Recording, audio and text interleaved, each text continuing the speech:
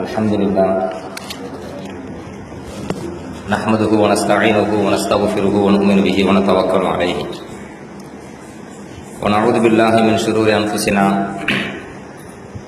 व मिन सय्यिआति अअमालिना मन यहदिहिल्लाहु फला मुदिल्ल लहु व मन युद्लिल फला हादिय लहु व अशहदु अन ला इलाहा इल्लल्लाहु वहदहु ला शरीका लहु व अशहदु अन्न सय्यदना मौलाना मुहम्मदन अब्दुहु व रसूलुहु अम्मा बअद फ़क़द क़ाल अल्लाहु तआला फ़िल क़ुरआनिल अज़ीम व फ़िल क़ुरआनिल मजीद बअद अऊज़ु बिल्लाहि मिनश शैतानिर रजीम बिफ़ज़्लि बिस्मिल्लाहिर रहमानिर रहीम इन्ना नहनु नज़्ज़लना ज़िक्र व इन्ना लहु लहाफ़िज़ून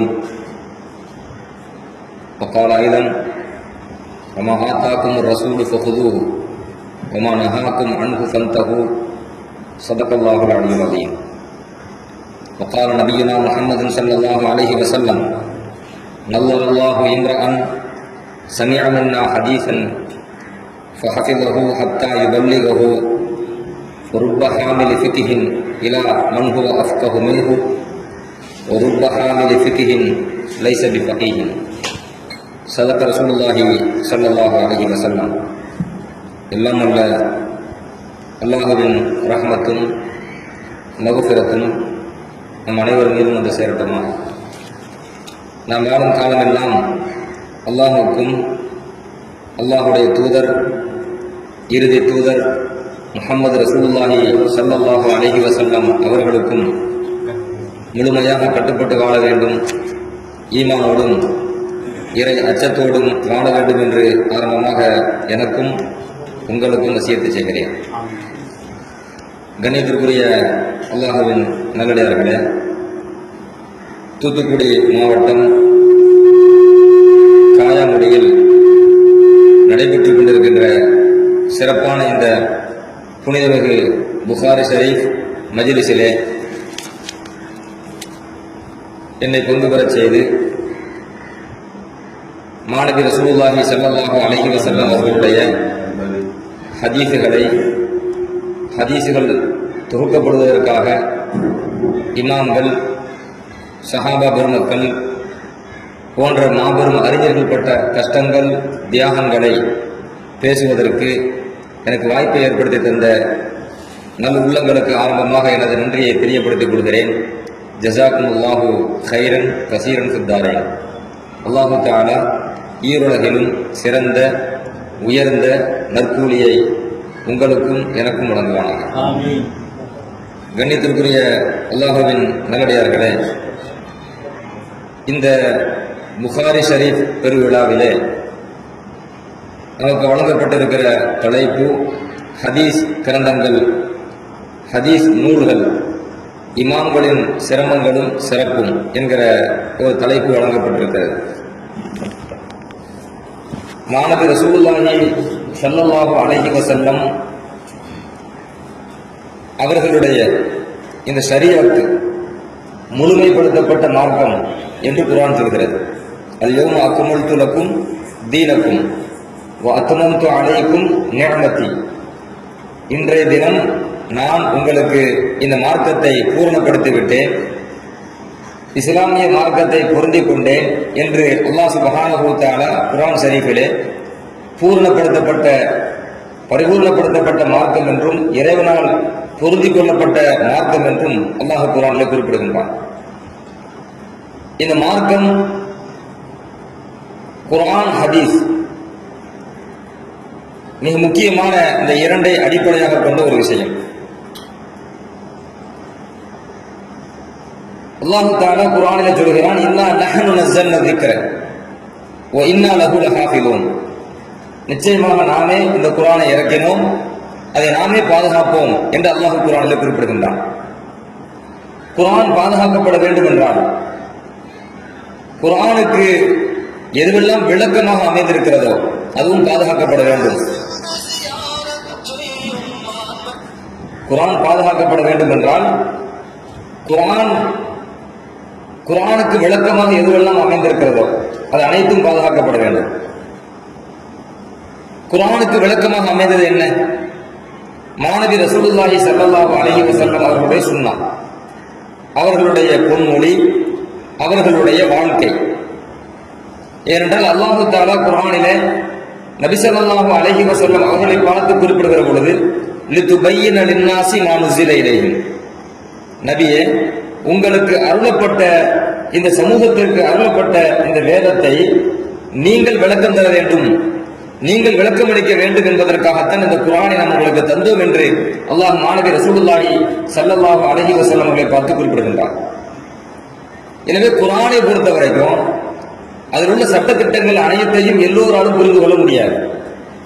அதை விளக்குவதற்கு என்று ஒருவர் தேவை. உதாரணத்துக்கு சொல்வதாக இருந்தால் குர்ஆனை பல்வேறு வகைகளாக ஃபுகஹாக்கள், மார்க்க சட்ட வல்லுநர்கள் வகை பிரிக்கிறாங்க. ஏறத்தாழ 20 வகை. குர்ஆனுடைய அந்த வசனங்களை, வார்த்தைகளில் இருந்து நாம் சட்டம் இயற்ற வேண்டும் என்றால் ஏறத்தாழ ஒரு 20 வகைகளை வகை பிரிக்கிறார்கள். அதையெல்லாம் சொல்வதற்கு நேரம் இல்லாவிட்டாலும் கூட 20 வகைகள் மிக முக்கியமான ஒன்று என்ன கேட்டீங்கன்னா முஜ்மல் அப்படின்னு ஒன்று இருக்குது. முஜ்மல் அப்படின்னு சொன்னா மூடலான விஷயம், தெளிவுபடுத்தப்படாத மூடலான விஷயம். மூடலான விஷயம் என்று வந்தால் அதை தெளிவுபடுத்தினால் மட்டும்தான் தெரிய முடியும், இல்லாட்ட தெரிய முடியாது. உதாரணத்துக்கு சொல்கிறேன், அல்லாஹ் தஆலா குர்ஆனில் சொல்கிறான், அகீமு ஸலாத்த, நீங்கள் தொழுகையை முறையாக நிறைவேற்றுங்கள், பிழையின்றி நிறைவேற்றுங்கள் என்று அல்லாஹ் குர்ஆனில் குறிப்பிடுகின்றான். அகீமு, நீங்கள் சரியாக நிறைவேற்றுங்கள் என்று பொருள். சரியாக நிறைவேற்றுங்கள் என்றால் என்ன? உரிய நேரத்தில் தொழுவது, அதாவாக தொழுவது அர்த்தம். ஒவ்வொரு தொழுகைக்கும் ஒரு வக்து இருக்குது இல்லை, ஒரு நேரம் இருக்குதா இல்லையா? அந்தந்த நேரத்தில் அது தொழுவது, உரிய நேரத்தில் தொழுவது. இரண்டாவது என்ன? அந்த தொழுகையில் உள்ள ஃபர்துகளை, சுன்னத்துகளை பேணி தொழுவது. இது மிக முக்கியமான விஷயம். இது எல்லாம் சரியாக இருந்தால்தான் அகீமு, இல்லாட்டா சல்லுன்னு சொல்லிட்டு போயிடலாம். சல்லுன்னா தொழுவுங்கன்னு அர்த்தம். அல்லாஹ் குர்ஆன்ல அகீமு ஸலாத்த அப்படிங்கிறான். அகீமு ஸலாத்த, தொழுகையை சரியாக நேராக நிறைவேற்றுங்கள் அப்படின்னு அல்லாஹ் குர்ஆன்ல குறிப்பிடுகின்றான். இப்ப இந்த அகீமு என்பது ஒரு தனி வழக்கம். அது சம்பந்தமாக விளக்குவதற்கு ஃபுகஹாக்கள், முஹத்திஸீன்கள், முஃபஸ்ஸிர்கள் பல விளக்கம் தருகிறார்கள். இங்கே நான் சொல்ல வருவது என்னன்னா, அஸ்ஸலாத்த, தொழுகையை நீங்கள் நிறைவேற்றுங்கள் வருது. தொழுகை என்றால் என்ன? நீங்க குர்ஆன்ல நீங்க தேடி பார்த்தீங்கன்னா தொழுகையினுடைய கைஃபியத்து, தொழுகையினுடைய முறை, எப்படி தொழ வேண்டும் என்கிற முறை குர்ஆனில் கூறப்பட்டிருக்காரு. எத்தனை வேளை தொழ வேண்டும் என்கிற அந்த விஷயம் நேரடியாக குர்ஆனில் கூறப்பட்டு, அது கூட மறைமுகமாக தான் கூறப்பட்டிருக்கும். 5 வேளை தொழுகை என்பதை கூட குர்ஆன் மறைமுகமாக சொல்கிறது. ஒவ்வொரு தொழுகை இருக்கு பார்த்தீங்களா, சுபுஹ், லுஹர், அஸ்ர், மக்ரிப், இஷா, ஒவ்வொரு தொழுகைக்கும் எத்தனை ரக்அத்துகள் அது நேரடியாக குர்ஆன் சொல்லல. அதே போன்று தொழுகையில இப்போ சுபுஹ் தொழுகை எடுத்துக்கங்க. சுபுஹ் தொழுகை 2 ரக்அத், 2 ரக்அத்துமே ஜஹரி சொன்னா சத்தமா ஓதணும். இமாம் சூரத்துல் ஃபாத்திஹா துணை சூரல சத்தமா தானே ஓதுறாரு, ஜஹரின்னு சொல்லுவோம் அதுக்கு பேரு. லுஹர் தொழுகை எடுத்துக்கங்க, 4 ரக்அத் சிர்ரினா என்ன? சத்தம் இல்லாமல் ஓதணும்.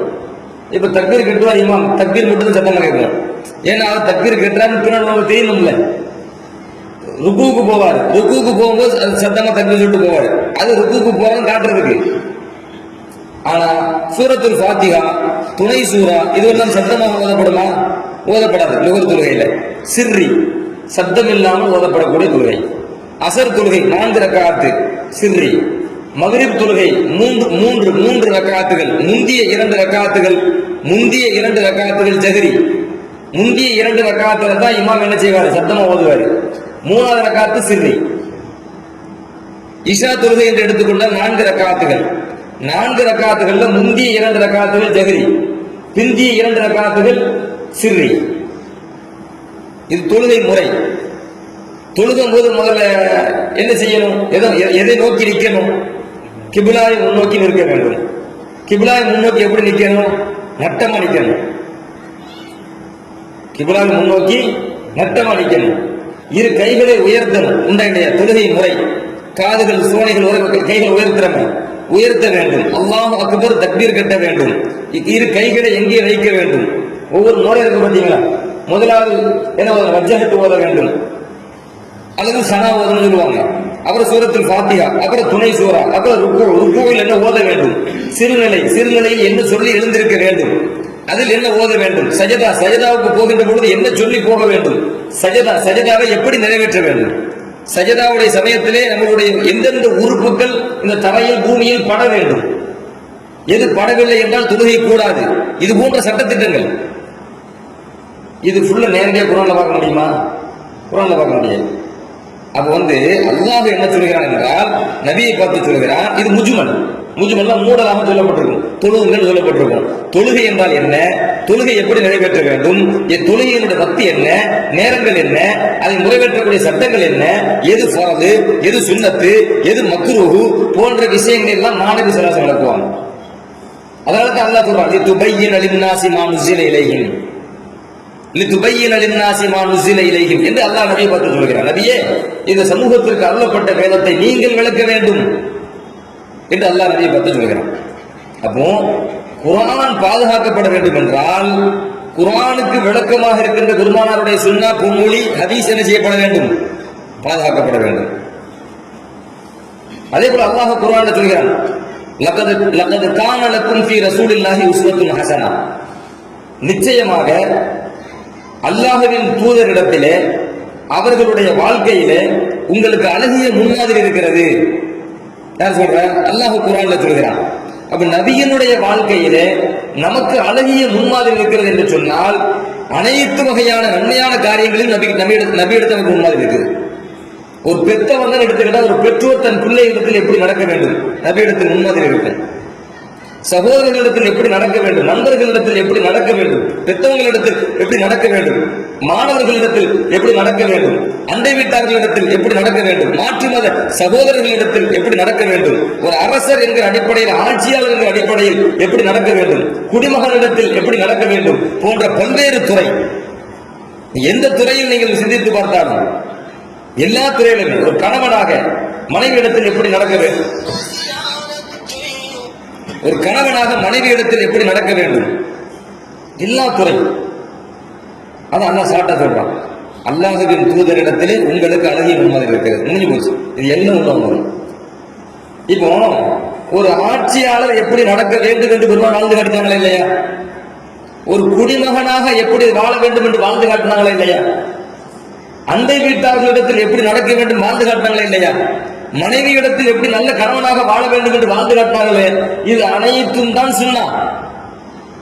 இதுதான் நபி வழி, அதுதான் நபி மொழி. ரசூலுல்லாஹி ஸல்லல்லாஹு அலைஹி வஸல்லம் நடந்த வாழ்க்கை முறை. ரசூலுல்லாஹி ஸல்லல்லாஹு அலைஹி வஸல்லம் என்ன சொன்னார்? ஹதீஸ்னா என்ன? மா உதீஃப இல நபி ஸல்லல்லாஹு அலைஹி வஸல்லம் மின் கௌலின் அவ் ஃபிஅலின் அவ் தக்ரீரின் அவ் சிஃபத்தின். இது ஹதீஸ். ஹதீஸ் என்றால் என்ன? பெருமானார் ஸல்லல்லாஹு அலைஹி வஸல்லம் அவர்களோடு இணைக்கப்படுகிற சொல், செயல், அங்கீகாரம், பண்பு. இன்னும் விளக்கமாக சொல்வதாக இருந்தால் பெருமானார் ஸல்லல்லாஹு அலைஹி வஸல்லம் அவர்களுடைய சொல். என்ன நபியோடு இணைக்கப்படுற சொல் என்ன அர்த்தம்? நபியுடைய சொல் அர்த்தம். நபி ஸல்லல்லாஹு அலைஹி அவருடைய சொல், நபி ஸல்லல்லாஹு அலைஹி வஸல்லமுடைய செயல், நபி ஸல்லல்லாஹு அலைஹி வஸல்லமுடைய அங்கீகாரம், நபி ஸல்லல்லாஹு அலைஹி வஸல்லமுடைய பண்பு. பண்புனா என்ன? நபி எப்படி தூங்குவாங்க, நபி எப்படி தூங்குவாங்க, நபி எப்படி சிரிப்பாங்க, நபி எப்படி நடப்பாங்க, நபி எப்படி சாப்பிடுவாங்க. இது ரசூலுல்லாஹி ஸல்லல்லாஹு அலைஹி வஸல்லம் அவர்களுடைய அந்த பண்புகள். ஸல்லல்லாஹு அலைஹி வஸல்லம் எப்படி தலை வாழ்வார்கள், அந்த நபியினுடைய அந்த பண்புகள். இது எல்லாம் சேர்ந்து தான் ஹதீஸ். அப்ப குர்ஆனுக்கு விளக்கமாக அந்த ஹதீஸ் அமைகிறது. நமக்கு அழகிய முன்மாதிரியாக பெருமானார் ஸல்லல்லாஹு அலைஹி வஸல்லம் சுன்னா அந்த ஹதீஸ் அமைகிறது. அப்ப அல்லாஹ் என்ன சொல்கிறான்? இந்த குர்ஆனை பாதுகாப்போம் என்கிறான். அந்த குர்ஆனுக்கு விளக்கமாக யாரை சொல்கிறான்? மாணவியை சொல்கிறான். அந்த மாணவியிடத்தில் தான் அழகிய முன்மாதிரி இருக்கிறது. யார் சொல்கிறார்? அல்லாஹ் சொல்கிறான். ஆயிஷா ரலியல்லாஹு அன்ஹா அவர்களிடத்தில் நபியினுடைய குணம் என்ன என்று கேட்கப்பட்ட பொழுது என்ன பதில் சொன்னாங்க? கான ஹுல்குஹு அல் குர்ஆன், கான ஹுல்குஹு அல் குர்ஆன். நபி ஸல்லல்லாஹு அலைஹி வஸல்லமுடைய குணம் குர்ஆனாகவே இருந்தது. அப்ப குர்ஆனாகவே இருந்தா என்ன அர்த்தம்? குர்ஆனுக்கு விளக்கமா இருந்துச்சுன்னு அர்த்தம். அதானே? நபியினுடைய குணம் குர்ஆனாகவே இருந்தது என்றால் என்ன? குர்ஆனுக்கு விளக்கமாக பெருமானாருடைய வாழ்க்கை அமைந்திருந்தது, அவருடைய குணம் இருந்தது.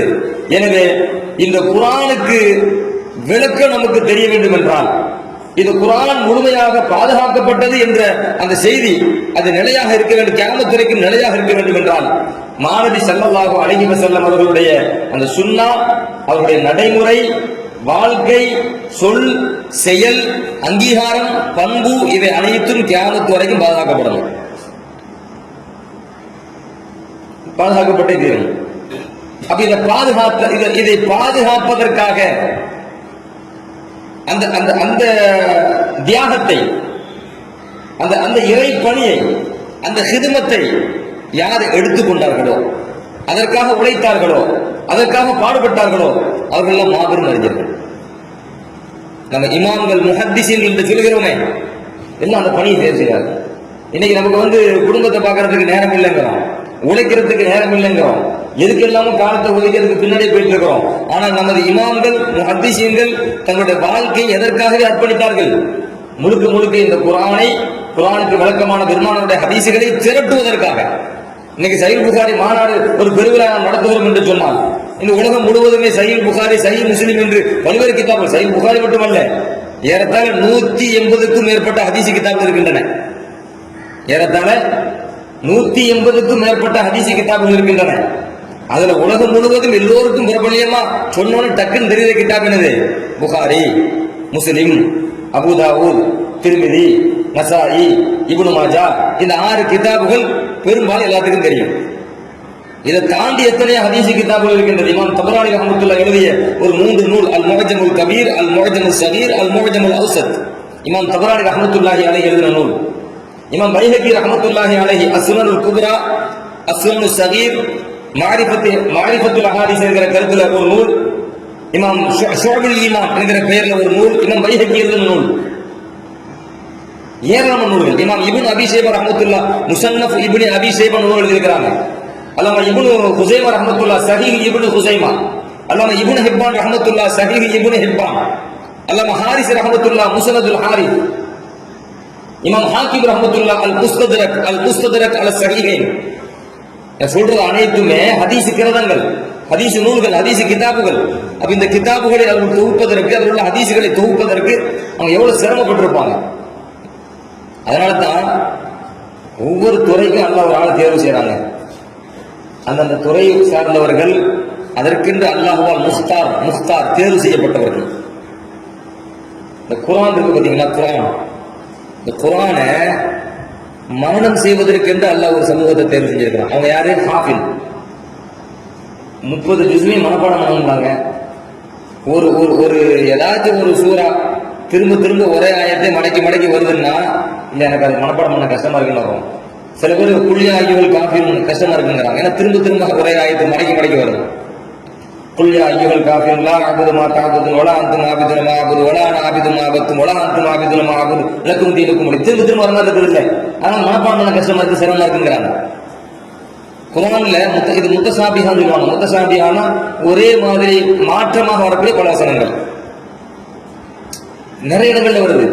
அப்ப ஹாஃபில்களை என்று அல்லாஹ் தேர்வு செய்து அவங்களை அல்லாஹ் அந்த குர்ஆனை மனப்பாடம் செய்ய வைத்து குர்ஆனை கியாமத் வரைக்கும் பாதுகாப்பதற்கு ஹாஃபில்களை தேர்வு செய்யறாங்க பாருங்க. சாதாரண விஷயமா? ஹாஃபில் குர்ஆன் சாதாரண இன்றைக்கு ஒரு காலம் இருந்துச்சுங்க, குர்ஆனை மரணம் செஞ்சு அந்த ஹாஃபிலோட கண்ணியப்படுத்துவாங்க. இன்னைக்கு திருக்குறளை மனப்பாடம் பண்ணிட்டு என்ன வருது வராங்க, அவருக்கு எவ்வளவு கண்ணியம். ஒரு திருக்குறளை மனப்பாடம் பண்ணிட்டு அவருக்கு எவ்வளவு கண்ணியங்க. உலக சாதனை படைச்சதாக பாக்குறாங்க. மிகப்பெரிய உலக சாதனை கேட்டா குர்ஆனை மனப்பாடம். அல்லாஹ்வுடைய கலாம் உள்ளது, அல்லாஹ்வுடைய கலாம், அல்லாஹ்வுடைய சட்டம். அதை மனப்பாடம் பண்ற சாதாரண விஷயம் அல்ல. ஒரு காலம் இருந்தது, முஸ்லிம் சமூகம் இன்னைக்கு பல பரக்கத்தை இழந்துட்டீங்க, பல பரக்கத்துகளை இழந்து விட்டது. இழந்து விட்டதுக்கு என்ன காரணம் கேட்டீங்கன்னா, மதிக்கப்பட வேண்டியவர்கள் மதிக்கப்படவில்லை. இது நான் ஓப்பன யதார்த்தமாவே சொல்றேன். மதிக்கப்பட வேண்டியவர்கள் மதிக்கப்படவில்லை. அல்லாஹ்வுடைய தூதர் பெருமானார் ஸல்லல்லாஹு அலைஹி வஸல்லம் அவர்கள் ஹாஃபிதுல் குர்ஆன் மதிக்கப்பட வேண்டியவர்கள் சொல்றாங்க. ஒரு 3 பேரை பட்டியலிடுறாங்க ரசூலுல்லாஹி ஸல்லல்லாஹு அலைஹி வஸல்லம். அதுல ஒரு ஆள் யார்? ஹாஃபிதுல் குர்ஆன். ஏன்னா அல்லாஹ்வுடைய கலாமை அவர் தன் உள்ளத்திலே தாங்கி மரணம் செய்வதற்காக வேண்டி எவ்வளவு நேரங்கள் தியாகம் செய்ய. சாதாரண விஷயமாங்க. மனப்பாடம் பண்றதுக்கு எவ்வளவு பாடுபடணும். அதிகாலையில் எழுந்திருக்கணும், எழுந்துச்சு அதிலேயே கவனத்தில் இருக்கணும். அப்புறம் உஸ்தாதிட்ட ஓதணும். அவர் தப்பு திருத்தி கொடுப்பாரு. திருத்தி கொடுக்கறதுக்கு பல வழிகள் இருக்கிறது. சில அடி விடும். ஏன் அடி விடுது? அடி விடுறது தப்பு இல்லை. ஏன்னா ஒரு பயம் வரும். இந்த பயம் வர்றதுனால அந்த பாடத்தை வந்து சரியா பாடம் பார்ப்பாங்க, இன்னும் அதிக கவனம் வரும். அடி இல்லாம ஒண்ணு அத்திபு அவுலாதக்கும் அத்திபு அவுலாதக்கும், உங்கள் பிள்ளைகளுக்கு ஒழுக்கத்தை கற்றுக் கொடுங்கிறாங்க. தொலாட்ட அடின்னு சொல்றாங்க இல்லையா சல்லல்லாஹு அலைஹி வஸல்லம். 10 வயசு நிரம்பியும் தொழனா அடிங்கிறாங்க. அது தகுதி ஒழுக்கவியல், ஒழுக்கத்தை கற்றுக் கொடுத்தது. அப்ப குர்ஆனை கற்பதற்காக வேண்டிய அந்த ஹாஃபில் குர்ஆன் எவ்வளவு சிரமத்தை தாங்கியிருப்பார். ஒன்று. இரண்டாவது, இன்னொரு துறை இருக்கிறது, ஹதீசுகளை மனனம் செய்தவர்கள், அவர்களும் ஹாஃபில் தான். ஹாஃபிலுல் ஹதீஸ். அவங்க ஹாஃபில்னா என்ன தெரியுமா? ஹதீஸ் துறையில நான் சொல்றேன். குர்ஆன் துறையில ஹாஃபில்னா என்ன அர்த்தம்? முழு குர்ஆன் மனப்பாடம் பண்ணிருக்கணும். ஹாஃபில்னா மனனம் செய்ததுன்னு அர்த்தங்க. ஹாஃபில் என்ன அர்த்தம்? மனனம் செய்தவர் அப்படின்னு அர்த்தம். இப்போ ஒரு ஆள் வந்து ஒரே ஒரு ஆயத்தை மனப்பாடம் பண்ணாரு, அவர் மனசு செஞ்சுதானே இருக்காரு, அவருக்கு ஹாஃபில் கொடுக்க முடியுமா? ஒரு ஆள் சூரத் யாசீனை மனப்பாடம் பண்ணிருக்கிறாரு, அது எவ்வளவு ஆயத்து இருக்குது, ஒரு சூறாவை மனப்பாடம் பண்ணிருக்காரு, அவருக்கு ஹாஃபில் கொடுக்க முடியுமா? குர்ஆன் துறையில் ஹாஃபில் என்று சொன்னால் முழு குர்ஆனை மனப்பாடம் பண்ணிருக்கணும். மனப்பாடம் பண்ணி வந்து அவருக்கு என்ன பேர் கொடுக்க முடியும்? ஹாஃபில் குர்ஆன் என்ற பேர் கொடுக்க முடியும். அதே மாதிரி ஹதீஸ் துறையில ஹாஃபில் ஒரு பேர் இருக்குது. யாருக்கு அந்த பேரு அப்படின்னு கேட்டா 1,00,000 ஹதீஸை மனப்பாடம் பண்ணிருக்கணும். நான் வச்சுக்கேன், எத்தனை ஹதீஸ்? 1,00,000 ஹதீஸை மனப்பாடம் பண்ணணும். 1,00,000 ஹதீஸையும் வெறுமனே நபி ஸல்லல்லாஹு அலைஹி வஸல்லம் சொன்னார்கள் செய்தார்கள் என்கிற அந்த நபி மொழியை மட்டுமல்ல, அந்த ஹதீஸ் தொடரில் வரக்கூடிய அறிவிப்பாளர் தொடரோடு. உதாரணம், இமாம் புகாரி ரஹ்மத்துல்லாஹி சொல்கிறார், எனக்கு என் உஸ்தாத் அறிவித்தார். அவர் சொல்லுவார், எனக்கு என் உஸ்தாத் அறிவித்தார், எனக்கு அவர் அறிவித்தார், எனக்கு அவர் அறிவித்தார். அப்படி எங்க போய் நிற்கும்? சஹாபிட்ட போகும். எனக்கு அபூ ஹுரைரா ரலியல்லாஹு அன்ஹு அறிவித்தார்கள். அபூ ஹுரைரா ரலியல்லாஹு அன்ஹு சொல்லுவாங்க, நபி ஸல்லல்லாஹு அலைஹி வஸல்லம் செஞ்சார்கள், நபி ஸல்லல்லாஹு அலைஹி வஸல்லம் சொன்னார்கள், நபி ஸல்லல்லாஹு அலைஹி வஸல்லம் வசித்ததை நான் பார்த்தேன், நபி ஸல்லல்லாஹு அலைஹி வஸல்லம் சாப்பிட்டதை நான் பார்த்தேன். இதுதானே இந்த அறிவிப்பாளர் தொடர் இருக்கு பாருங்க. இந்த அறிவிப்பாளர் தொடர்ல உள்ள அதையும் சேர்த்து மனப்பாடம் பண்ணணும். இப்படி 1,00,000 ஹதீஸை மனப்பாடம் பண்ணணும். மனப்பாடம் என்ன பேரு?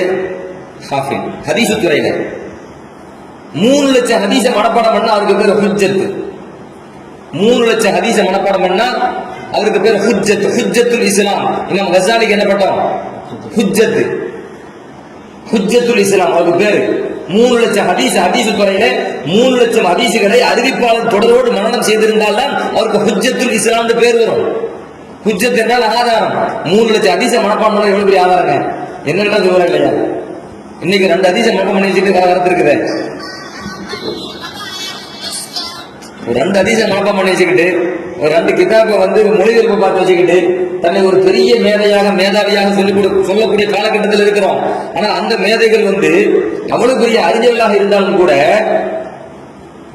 தன்னை ஒரு பெரிய ஆக நினைக்கல. பெரிய அதிசயம் அதுதான்.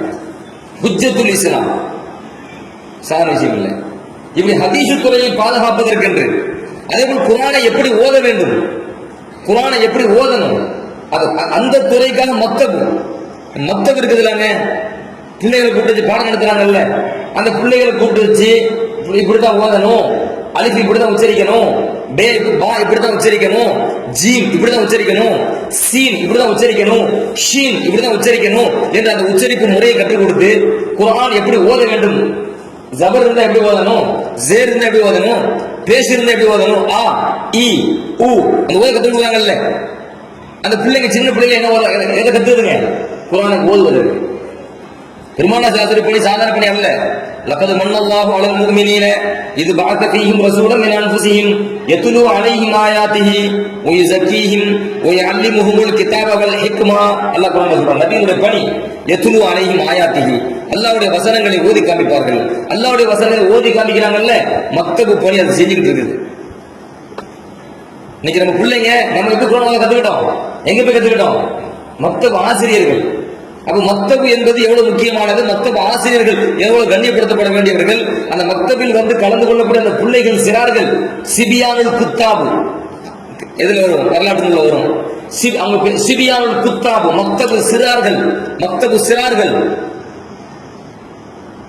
அவங்க ஆர்வமூட்டணும், ஊக்கப்படுத்தணும், அவங்க கண்ணியப்படுத்தப்படணும். மக்தப் ஆசிரியர்கள் கண்ணியப்படுத்தப்படணும். ஏன் அவங்க எந்த பணி செய்யறாங்க? எத்துலு அலைஹிம் ஆயாத்திஹி.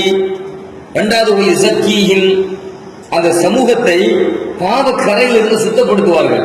பாவக்கரையிலிருந்து சுத்தப்படுத்தக்கூடிய பணி, பாவக்கரையில் சுத்தப்படுத்தக்கூடிய பணி பல வகையில் இருக்குது. அது பல வகை, அவளுக்கு சொல்ல நேரம் இல்லை. அதுல ஒரு பணி என்ன? உதாரணமா ஆலிம்கள், உலமாக்கள் இந்த மார்க்க உரை நிகழ்த்துறாங்க பாருங்க, மார்க்க உரை ஜும்மா நிகழ்த்துறாங்க பாருங்க, உங்களிடத்துல மார்க்க சட்டங்கள் எடுத்து சொல்றாங்க பாருங்க. அது பள்ளி வாயில் மூலமாகவோ அல்லது பெண்கள் பயான் என்கிற அடிப்படையிலேயோ அந்த சமூகத்தில் ஏற்படக்கூடிய தீமைகளை எடுத்து சொல்லி, ஒழுக்கக்கேடுகள் நடைபெறுமையானால் அந்த ஒழுக்கக்கேடுகளை எடுத்து சொல்லி, இறைவன் என்ன சொல்கிறார், இறை தூதர் என்ன சொல்கிறார்கள், மார்க்கம் என்ன சொல்கிறது என்று அந்த தஸ்கியத்து பணி, தூய்மைப்படுத்தும் பணி. அல்லிமுகமுல் கிதாப வல் ஹிக்மா, குர்ஆனுக்கு விளக்கம் சொல்கிற ஞானத்தை கற்றுக் கொடுத்தார்கள் பெருமானார். ஹிக்மத் என்கிற நுட்பமான ஞானத்தை கற்றுக் கொடுத்தார்கள் பெருமானார். அதுதான் ஆளும் பணி. அரபி கல்லூரி, அரபி மதரசாக்கள் நடக்கிறது. அரபி மதரசாக்கள் அங்க என்ன வேலை நடக்குது? குர்ஆனுக்கு விளக்கம் அளிக்கிற ஞானம், சுன்னாவுக்கு பெருமானார் ஸல்லல்லாஹு அலைஹி வஸல்லம் பொன்மொழிக்கு விளக்கம் அளிக்கிற நுட்பமான ஞானம். அந்த ஒவ்வொரு துறைக்கும் அல்லாஹ் ஒரு ஆள் தேர்வு செய்யறான். அந்தந்த துறையினர்கள் அந்தந்த வேலையை செய்ய போய் தான் ஷரியத்து பாதுகாக்கப்படுது, நம் இஸ்லாம் பாதுகாக்கப்படுகிறது. அதனால தான் மாநபி ரசூலுல்லாஹி ஸல்லல்லாஹு அலைஹி வஸல்லம் தங்களுடைய காலகட்டத்தில் ஹாஃபிருல் குர்ஆனை கண்ணியப்படுத்த வேண்டும் என்று சொன்னார்கள், ஆலிம்களை கண்ணியப்படுத்த வேண்டும் என்று சொன்னார்கள், ஆலிம்களை கண்ணியப்படுத்தப்பட வேண்டும் என்று சொன்னார்கள். மாத்திரமல்ல, இன்னைக்கு நம் சமூகத்தில் பல பரக்கத்தை நாம் இழந்ததற்கு காரணம் என்ன சொன்ன மாதிரி கண்ணியப்படுத்தப்பட வேண்டியவர்கள் கண்ணியப்படுத்தப்படவில்லை. காரணம் என்ன? கண்ணியமானவர்களுடைய கண்ணியத்தை அறியறதுக்கு யாரும் தயாராக இல்லை. ஒரு தடவை அபூபக்கர் சித்திக் ரலியல்லாஹு அன்ஹு நபி ஸல்லல்லாஹு அலைஹி வஸல்லம் சபையை சொல்றாங்க, நபியினுடைய சபை. அந்த சபையில அபூபக்கர் ரலியல்லாஹு அன்ஹு வலது பக்கத்துல இருக்கிறாங்க. நபியினுடைய சபை எப்படி இருக்கும்? இந்த மாதிரி கேப் இருக்குமா? அப்படி நிரம்பி வழியும், அப்படிதானே? நிரம்பி வழியும், சின்ன கேப்பை பார்க்க முடியாது. அப்ப அந்த மாதிரியான சபை. அலி இப்னு அபீ தாலிப் ரலியல்லாஹு அன்ஹு நபியினுடைய மருமகனார் அலி இப்னு அபீ தாலிப் ரலியல்லாஹு அன்ஹு அவங்க தூரமா இருந்து வராங்க. உட்கார இடம் இல்லை, நிக்கிறாரு. வலது பக்கமும் பார்க்கிறாரு, இடது பக்கமும் பார்க்கிறாரு. யாரும் இடம் கொடுக்கறதுக்கு தயாரா இல்லை, அவளை நெருக்கடி. நபி ஸல்லல்லாஹு அலைஹி வஸல்லம் அபூபக்கர் ரலியல்லாஹு அன்ஹு பார்த்தாங்க. அபூபக்கர் ரலியல்லாஹு அன்ஹு நபியினுடைய பார்வையை அர்த்தத்தை புரிஞ்சுக்கிட்டாங்க. எனக்கு என்ன அர்த்தம்? எனக்கு இடம் கொடுங்களேன்னு அர்த்தம். நபியினுடைய பார்வையின் அர்த்தத்தை உடனே புரியக்கூடிய யார்? அபூபக்கர் சித்திக் ரலியல்லாஹு அன்ஹு. பார்வை தான், பார்வை பேசும். இன்னைக்கு நம்ம நாவு பேசினாலே புரியறதுக்கு ஆள் இல்லை. நாவா நேரில் சொன்னாலே எனக்கு புரியலன்றவன். சஹாபாக்கள் அப்படி இல்லை. கை அசைவு புரிஞ்சிருவாங்க, கண் அசைவு புரிஞ்சிருவாங்க, மௌனம் புரிஞ்சிருவாங்க. ஏன் நபி மௌனமா இருந்தாங்க? என்ன நடந்திருக்கு, என்ன நடந்துச்சு புரிவாங்க. மௌனத்தை புரியக்கூடிய சகாபாக்கள், நபியின் கை விரல் அசைவை புரியக்கூடிய சகாபாக்கள், கண் அசைவை புரியக்கூடிய சகாபாக்கள். அபூபக்கர் ரலியல்லாஹு அன்ஹு என்ன பண்றாங்க? டக்குன்னு அப்படி இறங்குறாங்க. இறங்கி சொன்னாங்க, ஹாஹுனா ஹாஹுனா யா அபுல் ஹசன் அப்படின்னாங்க. ஹாஹுனா யா அலி இப்னு அபீ தாலிப் அப்படி சொல்லல. அலி இப்னு அபீ தாலிப் அவர்களே இங்கே உட்கார்ந்தீங்களே அப்படி சொல்லல. ஹாஹுனா யா அபுல் ஹசன், ஹசனாரின் தந்தையே, ஹசனாரின் தந்தையே இங்க உட்காருங்க அப்படின்னா. ரெண்டுக்கு வித்தியாசம் இருக்குது. அலின்னு சொன்னாலும் ஒரு ஆளை தான் குறிக்கும், அபுல் ஹசன் சொன்னாலும் அதே நபரை தான் குறிக்கும். என்ன வித்தியாசம் அப்படின்னு கேட்டா, ஒரு ஆளுடைய பெயரை சொல்லி அழைப்பதை விட பெயரை குறிப்பிடாமல் இன்னாரின் தந்தையே அப்படின்னு சொல்லும்போது அது மரியாதையை கொடுக்கும். இன்னாரின் தந்தை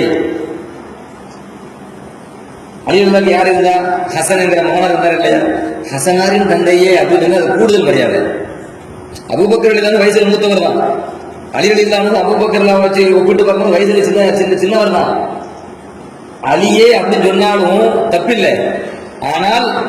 ஆனால் அபூபக்கர் சித்திக் ரலியல்லாஹு அன்ஹு மாநபியின் மருமகனார், மாநபியின் மருமகனார். அதுக்குன்னு ஒரு மரியாதை நம்ம கொடுக்கணும். அதனால என்ன பண்ணாங்க? பேர் சொல்லணும், தடுத்துக்கிட்டாங்க. பேரை சொல்லாம ஹசனாரின் தந்தையே இங்கே உட்காருங்கள் அப்படின்னாங்க. நபிக்கு ரொம்ப சந்தோஷம். ரெண்டு காரணம். ஒன்னு என்ன? எல்லோரும் அமைதியாக இருக்கின்ற பொழுது பெருமானுடைய கண் அசைவை பார்த்து உடனே புரிந்து கொண்டு செயல்பட்டார்கள் அபூபக்கர் சித்திக் ரலியல்லாஹு அன்ஹு. சந்தோஷம். ரெண்டாவது என்ன? ஹசனாரின் தந்தையே அப்படின்னு சொல்லி பெயரை குறிப்பிடாமல் அவருக்கென்று ஒரு உயர்ந்த அந்தஸ்தை கொடுத்து கண்ணியத்தை கொடுத்து அவரை அமர வைத்தார்கள். சந்தோஷம். அப்ப நபி சொன்னாங்க அபூபக்கரை பார்த்து, இன்னமா யஅரிஃபுல் ஃபضல லிஅஹ்லில் ஃபضலி லகுல் ஃபضலி அப்படின்னாங்க. இன்னமா யஅரிஃபுல் ஃபضல லிஅஹ்லில் ஃபضலி லகுல் ஃபضல் அப்படின்னா மதிப்பிற்குரியவர்களின் மரியாதையை மதிப்பானவர்கள் தான் அறிவார்கள். கண்ணியத்திற்குரியவர்களின் கண்ணியத்தை கண்ணியமானவர்கள் தான் அறிவார்கள். ரசூலுல்லாஹி ஸல்லல்லாஹு அலைஹி வஸல்லம் அலியர்கள் கண்ணியமானவர்கள். அவர்களுக்கு இருந்த ஒரு கண்ணியம் இருக்கிறது. அந்த கண்ணியத்தை நீங்கள் விளங்கிக் கொண்டீர்கள். கண்ணியமானவர்கள் ஒரு ஹாஃபிதுல் குர்ஆன் இருக்கிறாங்கன்னா அந்த தனி நபருக்கு மரியாதை இல்லை, கலாமுல்லோட இதயத்தில் இருக்கிறது. அதனால இருக்கு மரியாதை. அதனால ஹாஃபிதுல் குர்ஆன் சொன்னா அப்படி இதயத்தில் யார் எதென்ன சுமக்கிறாரு? கலாமுல்லா, அல்லாஹ்வுடைய கலாமை இதயத்தில் சுமக்கிறார். அப்ப அதுக்கு ஒரு மரியாதை வருதா இல்லையா? அதனால தான் பெருமானா ஸல்லல்லாஹு அலைஹி வஸல்லம் ஹதீஸ் வருது, லைஸ மின்னா மல்லம் யஅரிஃப் ஸகீரனா வலம் மல்லம் யர்ஹம் ஸகீரனா வலம் யுவக்கிர் கபீரனான்னு வருது. நம்மில் பெரியவரை யார் மதிக்கவில்லையோ அவர் நம்மை சார்ந்தவர்கள் வருது. இது ஹதீஸ் இருக்குது. இன்னொரு ஹதீஸ் என்ன தெரியுமா? மல்லம் யஅரிஃப் ஹக்க கபீரினா அப்படின்னு ஹதீஸ் வருது. அப்படின்னா என்ன? நம்மில் பெரியவர்களின் அந்தஸ்தை யார் அறியவில்லையோ அவர் நம்மை சார்ந்தவர்கள். முதல்ல பெரியவர்களின் அந்தஸ்தை அறியணும். ஏன்னா பெரியவர்கள் அந்தஸ்தை அறிஞ்சாதான அவர் மதிப்பிற்குரிய மதிப்பீங்க. எப்ப மதிப்போம்? முதல்ல மரியாதை தெரியணும். அவருக்கு ஒரு அந்தஸ்து இருக்குன்னு தெரியணும். இன்னைக்கு சமூகத்தில் என்ன இல்லை, பெரியவருக்கு மரியாதை இருக்குதா? ஒரு காலம் இருந்துச்சு. என்னன்னா சின்ன பிள்ளைங்க வந்து வேட்டி மடிச்சுக்கிட்டு நிற்கிறீங்களே, ரோட்டில் வந்து விளையாடுமா இல்லையா? வேட்டி மடிச்சுக்கிட்டு நிற்குது. ஒரு பெரிய ஆள் வராது அப்படின்னு டக்குன்னு வேட்டி கீழே கொடுக்குங்க மரியாதை. ரெண்டு பேரும் சண்டை போடுறாங்க. பெரியவர் வராது, அது அமைதியாயிரும். உண்டா இல்லையா? இது ஒரு காலம். அது பொற்காலம். அது பொற்காலம். பெரியவர்கள் அது மாதிரி யாரும் தப்பு பண்ண பெரியவங்க அடிப்பாங்க, பெரியவங்க தட்டுவாங்க. ஏன் அப்படி பண்ற? அதாவது என் பெத்தக்குள்ள தப்பு பண்ண அடிப்பாங்க இல்லையா? எக்கடி கெட்டு போ, ஒளிஞ்சு போ அப்படின்னு அவன் கெட்டு போறதுக்கு நான் பார்ப்பேன். நான் வருவேன். அப்ப அன்றைய காலகட்டத்தில் பெரியவங்க நான் பிள்ளையா பார்ப்பாங்க. கெட்டு போயிடக்கூடாது, நாசமா போயிடக்கூடாது, வாழ்க்கையில் அவங்க உட்படணும். அப்போ தப்பு நடந்தது பெரியவங்க தப்பு அவனே கண்டிச்சுடுவாங்க. அதுக்கு அடி கூட வரும் சில சமயம். அதனாலே அடிச்சு வரையா கழுது விடணும். இப்போ என்ன ஆகி போச்சு? இவன் பெரியவர் மரியாதை பேசுறான், ஒருமையில பேசுறான். இதுக்கு நம்ம இன்னொரு காரணத்தை சொல்லிடுறேன். பெற்றவங்க ஒரு காரணம் தான். ஏன்னா அடிச்சாச்சு நீங்களே, அடுத்த வீட்டுல இருந்து வாப்பா வந்தாரு, மூவ் வந்தாரு, என் பிள்ளை நீ எப்படி அடிக்கலாம்? உண்டா இல்லையா? என் பிள்ளை எப்படி பண்ணி அடிக்கலாம்? அவன் ரோட்டை தப்பு பண்ணுவான், அவன் பண்ண செய்வான், நீ யாரு அடிக்கிறதுக்கு? அப்படி கேட்கிற காலம் தான் இது. அப்ப அந்த பிள்ளை எப்படி உருவாகும்? நாளைக்கு அந்த பிள்ளை எப்படி கண்ணியம் தெரிஞ்சு வளரும்? அப்ப அதுக்கு நம்மளும் காரணம். அந்த பிள்ளை நாசமா போகுதுன்னு சொன்னா அதுக்கு பெற்றவங்களே காரணமாக பெரிய வேதனை. அப்ப ரசூலுல்லாஹி ஸல்லல்லாஹு அலைஹி வஸல்லம் என்ன சொல்றாங்கன்னா, அந்த சின்ன வயசுலயே ஒழுக்கத்தை கற்றுக் கொடுத்துருங்க பிள்ளைகளுக்கு. மல்லம் யஅரிஃபு ஹக்க கபீரினா ஃபலைஸ மின்னா.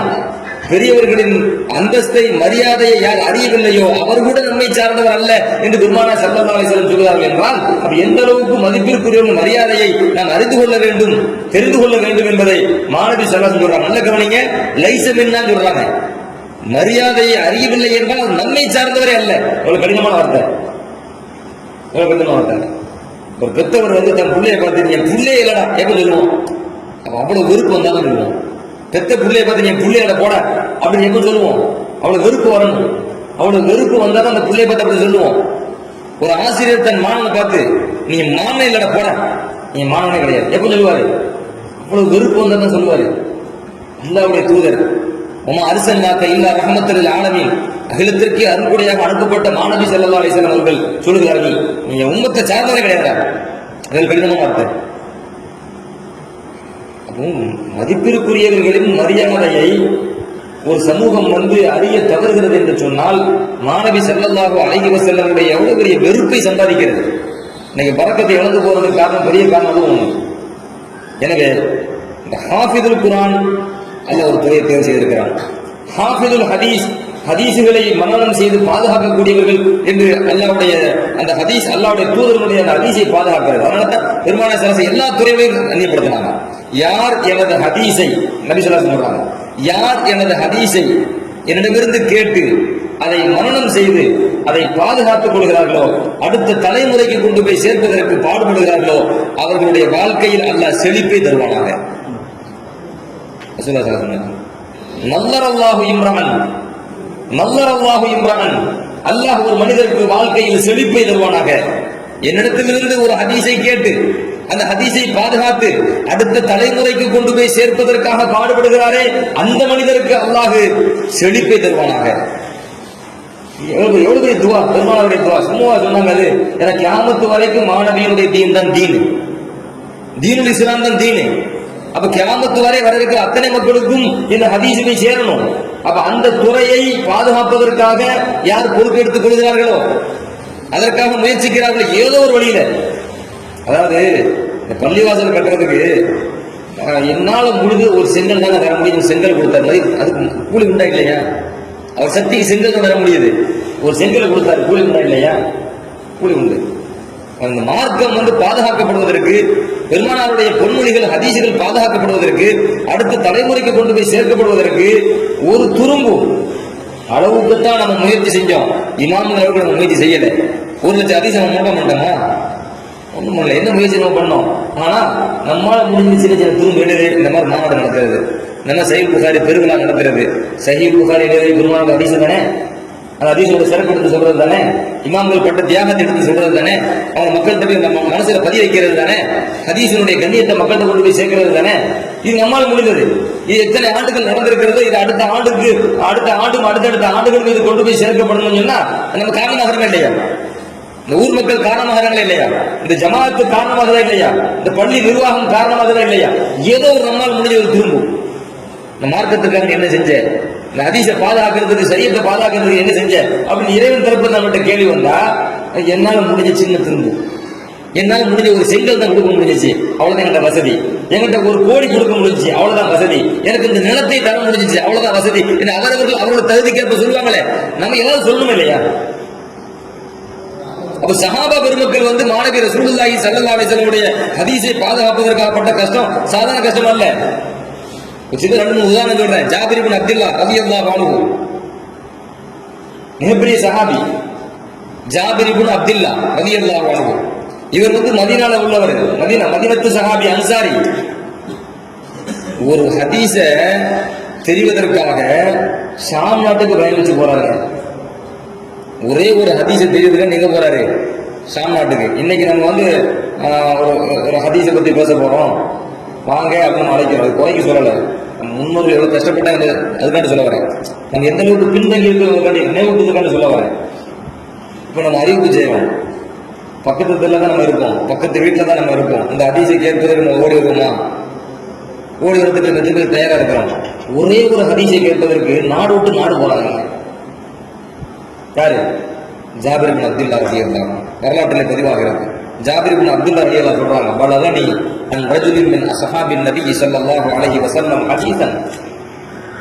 ஒரு நபி தோழரிடமிருந்து ஒரு ஹதீஸ் எனக்கு கிடைத்தது. அந்த நபி தோழர் அந்த ஹதீஸை அல்லாஹ்வின் தூதர் ஸல்லல்லாஹு அலைஹி வஸல்லம் அவர்களிடமிருந்து நேரடியாக கேட்டிருக்கிறார்கள். ஆனால் அந்த ஹதீஸை நான் நபியிடமிருந்து கேட்டதில்லை. நான் கேட்காத ஒரு ஹதீஸ் இன்னொரு சஹாபியிடம் இருந்தது என்று கிடைத்தது தகவல். எனவே எனக்கு என்ன அச்சம் தெரியுமா? அது சொல்றாரு, அந்த ஹதீஸை நான் கேட்காமலேயே, அந்த ஹதீஸை கேட்பதற்கு முன்பாகவே ஒன்று நான் மரணித்து விடுவேனோ அல்லது அந்த சஹாபி மரணித்து விடுவாரோ என்ற அச்சம் எனக்கு வந்து விட்டது. மாணவியுடைய ஹதீஸை கேட்காமல் நான் மரணிக்கலாம். ஒரு ஹதீஸாக இருந்தாலும் பெருமானாருடைய பொன்மொழி நம் வாழ்க்கைக்கு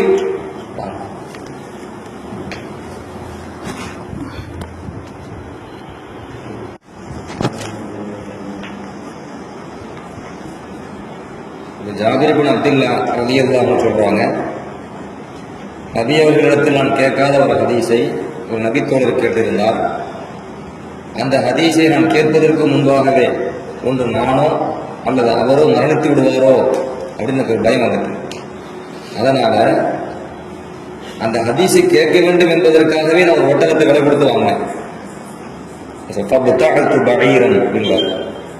அந்த ஹதீஸை கேட்கணும், அதுக்காகவே ஒரு ஒட்டகத்தை விலை கொடுத்து வாங்கினேன். பயண ஜாமான்களை அதில் கட்டினேன். 1 மாத காலம் நான் பயணித்தேன். சும்மா சிறுத்து அடைகி சதுரன், 1 மாத காலம் நான் அந்த ஒட்டகையில் பயணித்தேன். இறுதியாக ஷாம் நாட்டிற்கு நான் வந்தேன். ஷாம் நாட்டிற்கு வந்து அந்த சஹாபி வேற யாரும் அல்ல, அப்துல்லா இப்னு உனைஸ் அல் அன்சாரி ரலியல்லாஹு அன்ஹு. அந்த சஹாபிக்கு நான் போனேன். அவர் வீட்டை விட்டு வெளியே வராரு. என்னை பார்த்தவங்களுக்கு அவ்வளவு சந்தோஷம். முஹானக்கா, ஆற தழுவாங்கல்ல, கட்டி தழுவுறது, முஹானக்கா செஞ்சாங்க சந்தோஷத்துல. நானும் அவரை ஆற தழுவி முஹானக்கா செய்தேன். பின்பு அவரிடத்தில் நான் சொன்னேன், அருமை தோழரே, தாங்களிடத்திலிருந்து ஒரு ஹதீஸ் எனக்கு கிடைத்திருக்கிறது நீங்கள் சொன்னதாக. அது ரசூலுல்லாஹி ஸல்லல்லாஹு அலைஹி வஸல்லம் அவரிடத்திலிருந்து தாங்கள் நேரடியாக கேட்ட ஒரு ஹதீஸ். அநீதிழைக்கப்படுவது சம்பந்தமான ஹதீஸ். ஒரு மனிதன் அநீதிழைக்கப்பட்டு விட்டால் நாளைக்கு மறுமையில் என்ன நடைபெறும் என்பதை குறித்த ஒரு ஹதீஸ். அந்த ஹதீஸை தாங்கள் எனக்கு சொல்ல வேண்டும். நான் பயணப்பட்டு வந்ததே அதற்குத்தான். அந்த ஹதீஸை நான் கேட்காமல் நான் மரணித்து விடக்கூடாது. கேட்பதற்கு முன்பாகவே நான் மரணித்து விடுவேனோ அல்லது தாங்கள் மரணித்து விடுவீர்கள் என்ற அச்சம் எனக்கு வந்த காரணத்தினால்தான் விரைவாக வந்தேன் என்று ஜாபிர் இப்னு அப்துல்லா ரலியல்லாஹு சொன்ன உடனே அந்த சஹாபி சொன்னாங்க, மாநபி ரசூலுல்லாஹி ஸல்லல்லாஹு அலைஹி வஸல்லம் சொல்ல ஹதீஸை நான் கேட்டிருக்கிறேன். நபி ஸல்லல்லாஹு அலைஹி வஸல்லம் சொன்னார்கள், கியாமத் நாள்ல மஹ்ஷர் மைதானத்துல அல்லாஹ் அடியார்களை எல்லாம் ஒன்றாக இணைத்து ஒரு இடத்தில் நிப்பாட்டி அவர்களிடத்திலே அல்லாஹ் சுப்ஹானஹு வ தஆலா விசாரணை. இறுதியாக சொர்க்கத்திற்கு செல்லக்கூடியவர்கள் சொர்க்கத்திற்குள் செல்வதற்கு முன்பாக அல்லாஹ் சுப்ஹானஹு வ தஆலா திடீர்னு நிறுத்திடுவான். எதுக்கு நிறுத்துவான் அப்படின்னு சொன்னா, நரகவாசி இருப்பாங்க, நரகத்துக்கு போற கூட்டம் இருக்குது. அந்த நரகவாசிகளில் யாராவது ஒருவருக்கு இந்த சொர்க்கவாசி அணிதிலிருந்தால், யாராவது ஒருவருக்கு நரகவாசிக்கு இவர் தன் வாழ்நாளில் அணிதிலிருந்தால் அதற்கு பகரத்தை வாங்காமல் அல்லாஹ் சொர்க்கத்துக்கு அனுப்ப மாட்டான். எந்த அளவுக்கு ரசூலுல்லாஹி ஸல்லல்லாஹு அலைஹி வஸல்லம் எந்த அளவுக்கு கன்னத்துல அறையறாங்கல்ல ஒரு அடி, அந்த அடி உட்பட ஒரு மனிதனை நாம் அடித்து விட்டோம், காயப்படுத்தி விட்டோம், அது உடலாலோ மனதாலோ ஏதோ ஒரு வகையில் காயப்படுத்தி விட்டோம் என்றால் நாம் யாரை காயப்படுத்தினோமோ அவன் நாளை மறுமையில் ஒரு கால் நரகத்திற்கு செல்வான் என்றே வைத்துக் கொள்வோம். நாம் சுவனத்திற்கு செல்கிறோம் என்றே வைத்துக் கொள்வோம். இப்ப நாளைக்கு மறுமையில அந்த நரகவாசிக்காக வேண்டி அல்ல நிறுத்தி வைப்பான், நீ சொர்க்கத்துக்கு போக கூடாது, இவனுக்கு பாதிப்பு கொடுத்தியா, அதுக்கு தகுந்த பகரத்தை நீ வாங்காம உள்ள போக கூடாது.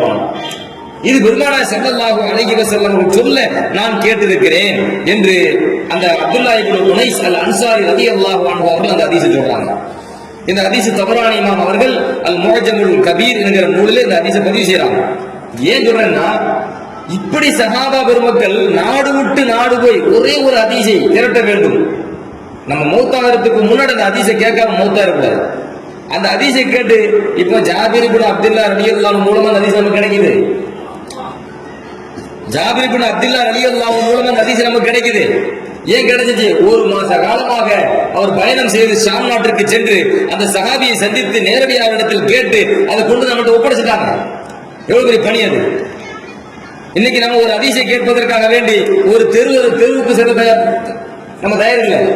ஒரு பள்ளிக்கு செல்வதற்கு, ஒரு தெரு தாண்டி போகிறதுக்கு, ஒரு வீடு தாண்டி போறதுக்கு நம்ம இப்ப தயாரா இல்லை. சஹாபா பெருமக்கள் நாடு தாண்டி போறாங்க. அதே மாதிரி தான் அபூ அய்யூப் அல் அன்சாரி ரலியல்லாஹு அன்ஹு அவர்கள், இவர் பயணப்பட்டது ரொம்ப ஆச்சரியமா இருக்கும். ஜாபிர் இப்னு அப்துல்லா ரலியல்லாஹு அன்ஹு பயணப்பட்டு போனது எந்த அடிப்படையில? தான் கேட்காத ஹதீஸை கேட்க வேண்டும் என்பதற்காக. ஆனால் அபூ அய்யூப் அல் அன்சாரி ரலியல்லாஹு அன்ஹு அதுக்கு போகல. அவருக்கு என்ன கேட்டா, ஒரு ஹதீஸ். என்ன ஹதீஸ் கேட்டீங்கன்னா, ஒரு முஸ்லிமினுடைய குறையை மறைத்தல், அது சம்பந்தமான ஹதீஸ். அதை நபியிடத்தில் அந்த சஹாபி கேட்டிருக்கிறார், அபூ அய்யூப் அல் அன்சாரி.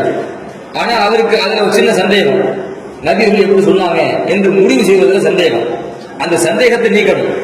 அந்த சந்தேகத்தை நீக்க வேண்டும் என்பதற்காக அபூ அய்யூப் அல் யாரு? அன்சாரி சஹாபி, மதீனத்து வாசி, மதீனத்து தோழர். அவர் மதீனால இருக்கிறாரு. தன்னுடைய சந்தேகத்தை நிவர்த்தி செய்ய வேண்டியதற்காக மிஸ்ர் நாட்டுக்கு போறாரு மதீனால இருந்து. அன்றைய கால பயணம் சாதாரண பயணம் வாங்க, ஒட்டக பயணம், குதிரை பயணம், கோவேரி கழுத பயணம். ஒரு ஹதீஸில் ஏற்பட்ட சந்தேகத்தை நிவர்த்தி செய்ய வேண்டும் என்பதற்காக, உறுதியாக அந்த ஹதீஸை தெரிந்து கொள்ள வேண்டும் என்பதற்காக, அடுத்த தலைமுறைக்கு நாம் சொல்லக்கூடிய செய்தி நம்பகமான உறுதியான செய்தியாக இருக்க வேண்டும், சந்தேகத்திற்கு இடம்பாடு அற்ற செய்தியாக இருக்க வேண்டும் என்பதற்காக ஒரு நாட்டை கடந்து போறாரு, மிஸ்ர் தேசத்துக்கு போறாரு.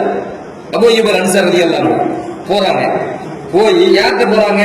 உக்பா ரலியல்லாஹு அன்ஹு, உக்பா இப்னு ஆமிர் ரலியல்லாஹு அன்ஹு அவங்களை தேடி தான் போறாங்க. அவங்கள்ட்ட போன உடனே மிஸ்ர் நாட்டு மக்கள் உக்பா ரலியல்லாஹு அன்ஹு அவங்கள்ட்ட சொன்னாங்க, உங்களை தேடி அபூ அய்யூப் அன்சாரி ரலியல்லாஹு அன்ஹு வந்திருக்கிறார்கள். அவருக்கு சந்தோஷம் தாங்க முடியல. உடனே வீட்டை விட்டு வெளியே ஓடி வராரு.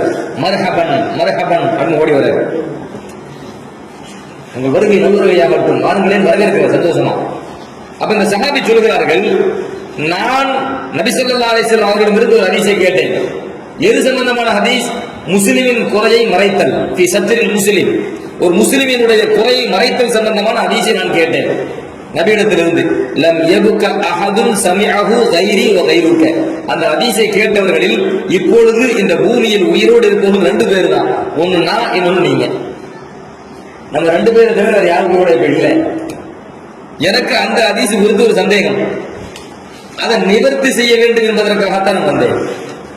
பாருங்க எந்த அளவுக்கு கணக்கெடுத்து வச்சுக்காங்க பாருங்க. பெருமானார் இடத்துல ஒரு ஹதீஸை கேட்கிறாங்கன்னு சொன்னா யார் யார் கேட்கிறாங்க, எத்தனை பேர் கேட்டிருக்கிறாங்க, அதை கணக்கெடுத்து வைக்கிறாங்க சஹாபாக்கள்.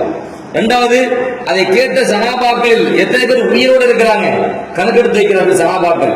உயிரோடு இருப்பவர்களில் நாம் சந்திக்க வேண்டும். நம்ம இடத்தில் அந்த நேரத்தில் ஏதாவது ஒரு இடத்துல சந்தேகம் வந்தால் கூட அந்த சந்தேகத்தை உயிரோடு இருக்கிற சஹாபியை சந்தித்து அவர் நாட்டின் எந்த மூலையில் இருந்தாலுமே சந்திக்க வேண்டும்.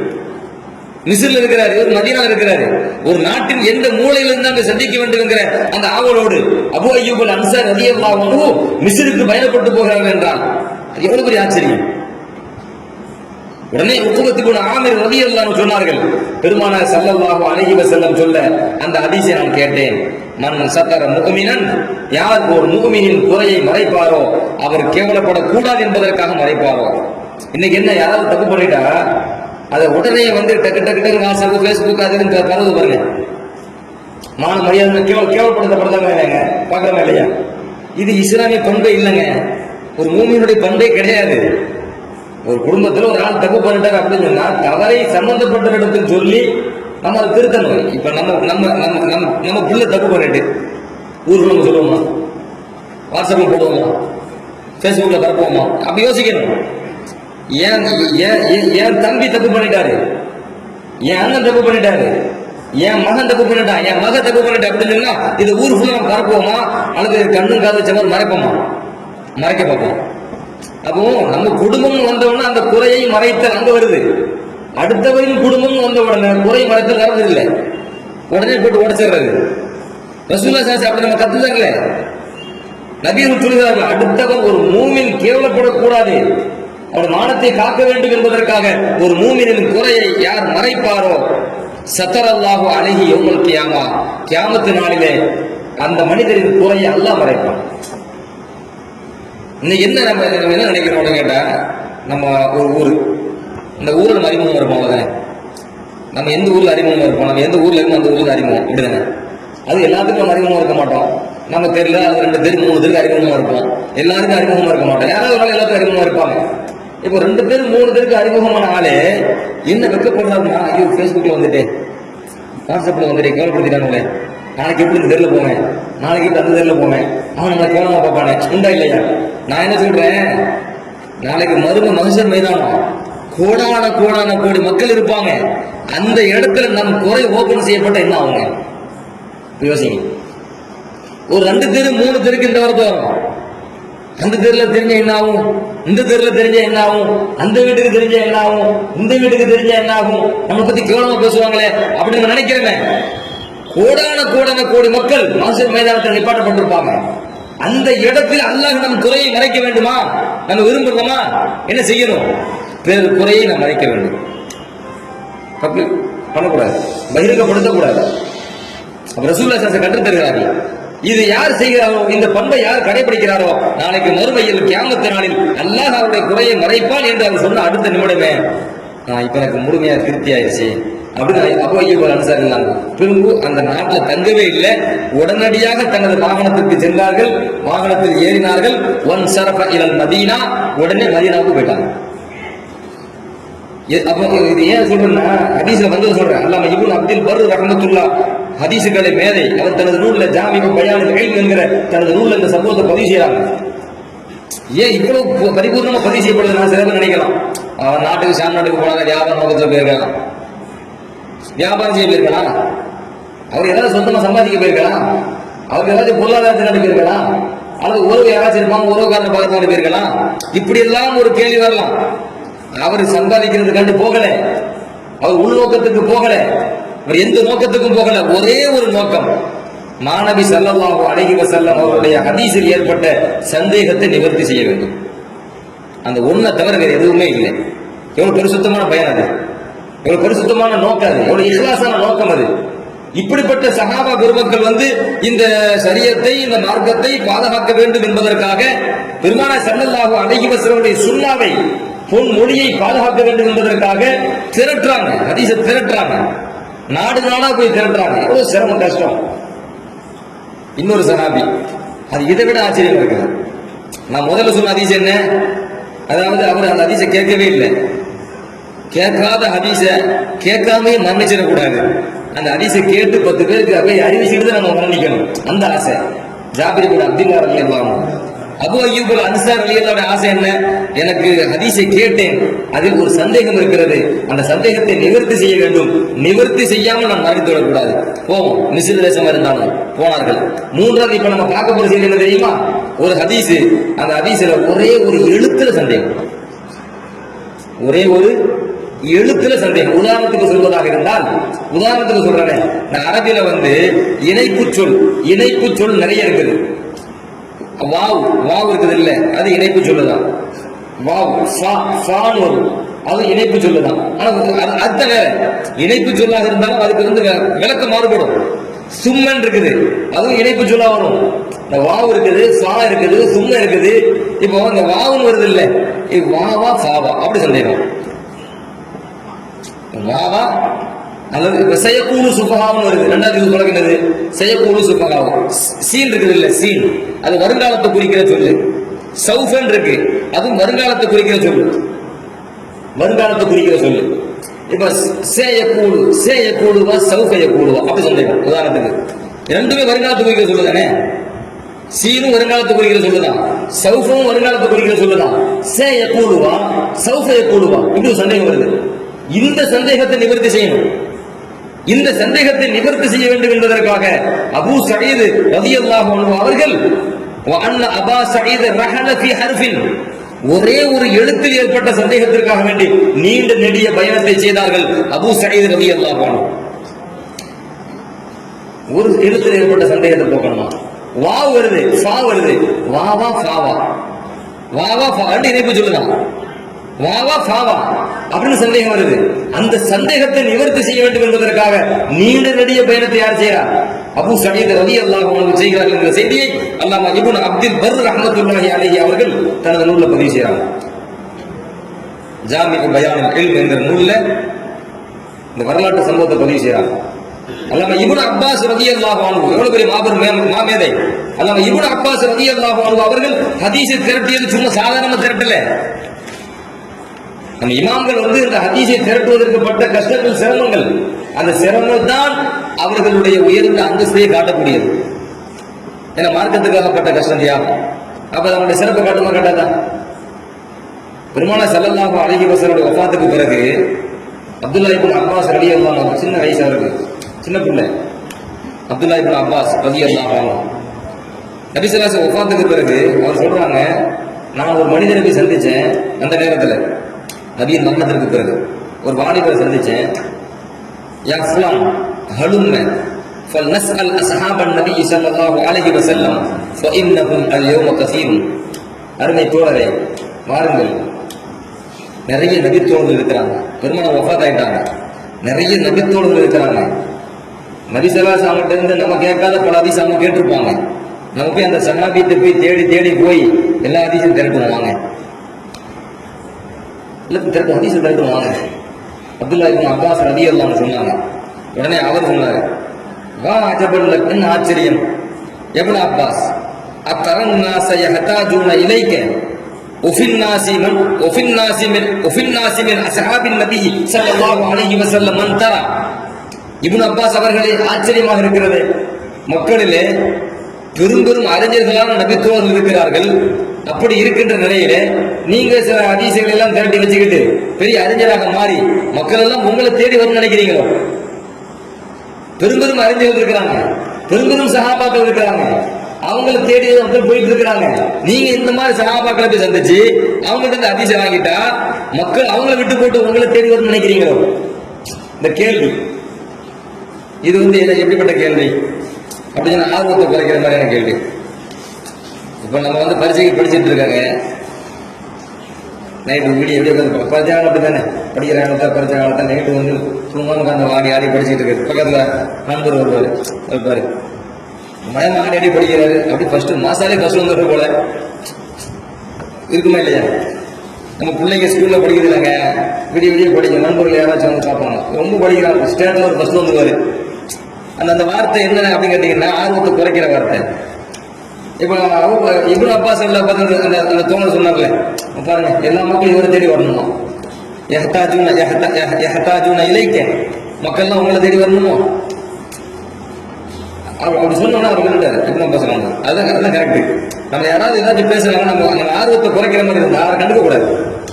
அதை அப்படி ஒதுக்கிட்டு நம்ம கூட்டம் நம்ம போயிட்டே இருக்கணும். நம்ம எந்த இலக்கை நோக்கி பயணிக்கிறோமோ அந்த இலக்கை நோக்கி பயணிச்சுக்கிட்டே இருக்கணும். நம்ம தான் வெற்றி கிடைக்கும். இப்னு அப்பாஸ் ரலியல்லாஹு அன்ஹு அதை செஞ்சு காட்டினாங்க. இப்னு அப்பாஸ் என்ன சொல்கிறார்கள், நான் அதை விட்டுட்டேன், ஒரே ஒரு மார்க்க சட்டத்திற்காக வேண்டி, ஒரே ஒரு மார்க்க சட்டத்தை உள்ளடக்கிய ஒரே ஒரு ஹதீஸுக்காக வேண்டி நான் பயணப்பட்டு போனேன். ஏதேனும் ஒரு சஹாபி, ஏதேனும் ஒரு மனிதர் அவர் அந்த ஹதீஸை அறிவிக்கிறார் என்ற செய்தி எனக்கு கிடைத்து விடுமேயானால் அவரை தேடி நான் போவேன். நான் அவர் வீட்டுக்கு போகும்போது அவர் கைருள்ள தூங்கிட்டு இருப்பாரு. கைருள்ள தூக்கம் சொன்னா பகல்ல தூங்குற ஒரு தூக்கம். பெருமானா சகாசன் அவரும் தூங்கி இருக்கிறாங்க, சுண்ணத்தான தூக்கம் சொல்லுவாங்க.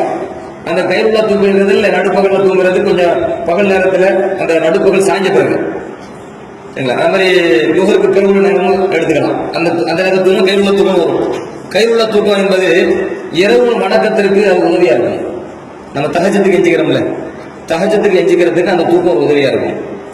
இப்ப நான் யாரை தேடி போனேனோ ஹதீஸை தேடி, அந்த சஹாபி வீட்டுல கைருள்ள தூங்கிட்டு இருக்கிறாரு. நான் என்ன பண்ணுவேன், போய் தட்ட மாட்டேன், அவர் தூக்கத்தை நான் கலைக்க மாட்டேன். ஏன்னா இரவு வணக்கத்துக்காக தான் அவர் தூங்குறாரு, நம்ம ஏன் அதை டிஸ்டர்ப் பண்ணணும்? தட்ட மாட்டேன். வீட்டு வாசல்ல என்னுடைய துண்டை என் தலைக்கு பக்கத்துல வச்சு நான் படுத்து கிடப்பேன்.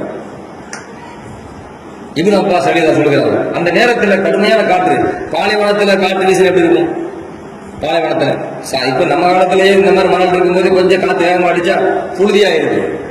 பாலைவன மணல் எப்படி இருக்கும்?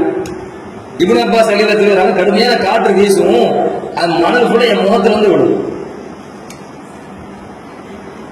அந்த சிரமத்தில் நான் கண்டுக்கல, பேசாம இருந்தேன். வீட்டுக்குள்ள இருந்து அந்த சஹாபி வெளியே வந்தாரு, வந்து என்ன பார்த்தாரு, அப்படி திகைச்சு நிற்கிறார். ஏன்னா இப்னு அப்பாஸ் ரலியல்லாஹு அன்ஹு நபியுடைய குடும்பம்ல, நபி ஸல்லல்லாஹு அலைஹி வஸல்லம் சச்சா மகனார், நபி குடும்பம். அவர் திகைச்சு நிற்கிறார். இப்னு அம்மி ரசூலுல்லாஹி ஸல்லல்லாஹு அலைஹி வஸல்லம் மா ஜா பிக, அல்லாஹ்வின் தூதர் ஸல்லல்லாஹு அலைஹி வஸல்லம் உடைய சச்சா மகனாரே, நீங்க வந்தீங்க. அலா அர்சல்த இலைய ஃபஆதீக, நீங்க ஒரு ஆளை என்கிட்ட அனுப்பி வச்ச நான் உங்களை தேடி வந்திருப்பேன். நீங்க ஆள் அனுப்பி விட்டு நான் உங்களை தேடி வந்திருப்பேன். நீங்க எதுக்கு என் வீட்டுல வந்து வாசல்ல இந்த மாதிரி கஷ்டப்படணும், படுத்து கிடக்கணும்? உங்க முகம் ஃபுல்லா மண்ணா இருக்குது, உடம்பு முழுக்க மண்ணா தூசியா இருக்குது. அல்லாஹ்வுடைய தூதருடைய குடும்பங்க நீங்க. அந்த நேரத்தில் இப்னு அப்பாஸ் ரலியல்லாஹு சொன்ன வார்த்தை, அல்லாஹ் ஆனா அஹக்கு நாத்தியக, இல்ல நான் தான் உங்களிடத்தில் வருவதற்கு தகுதியான. ஏன்? மாநபி ஸல்லல்லாஹு அலைஹி வஸல்லம் ஹதீஸ் பொன்மொழி உங்களிடம் இருக்குது. அந்த பொன்மொழியை தேடி நான் தான் வர வேண்டும் தவிர அதை தேடி நான் வர வைக்க கூடாது சொல்றாங்க இப்னு அப்பாஸ் ரலியல்லாஹு அன்ஹு. எனவே லா அன அஹக்கு அன் ஆத்தியக ஃபஅஸ்அலஹு அனில் ஹதீஸ், உங்களிடத்தில் தான் மாநபியின் பொன்மொழி இருக்கிறது, நான் தான் வருவதற்கு தகுதியானவன். உங்களிடம் நேரடியாக வந்த அந்த ஹதீஸை உங்களிடமிருந்து நான் கேட்க வேண்டும் என்று இப்னு அப்பாஸ் ரலியல்லாஹு அன்ஹு சொன்னார்கள். மட்டுமல்ல, கடைசி அந்த சம்பவத்தை இப்னு அப்பாஸ் ரலியல்லாஹு அன்ஹு எப்படி முடிக்கிறாங்க அப்படின்னு சொன்னா, முடிக்கிறாங்க, நான் எந்த வாலிபரை ஆரம்பத்தை கூப்பிடணும், வாங்க நபி ஒஃபாத்தாயிட்டாங்க. நிறைய ஹதீஸ் கேட்போம். எந்த வாலிபர் என்னை வந்து என்னுடைய ஆர்வத்தை தடுத்தாரோ குறைத்தாரோ அந்த வாலிபர் நான் சொல்ற அந்த சமயத்தை உயிரோடு இருக்கிறார், நான் பெரிய அறிஞன் ஆயிட்டேன். அப்ப அந்த வாலிபர் என்ன பார்த்து சொன்னாரு, மக்கள் எல்லாம் இந்த இடத்துல கூட்டம் கூட்டமா வராங்க மார்க்க தீர்ப்பு கேட்கறதுக்கு, ஹதீஸை கேட்பதற்கு. அந்த வாலிபர் பார்க்கிறார், கான ஹாதல் ஃபதா ஆக்கல மின்னி.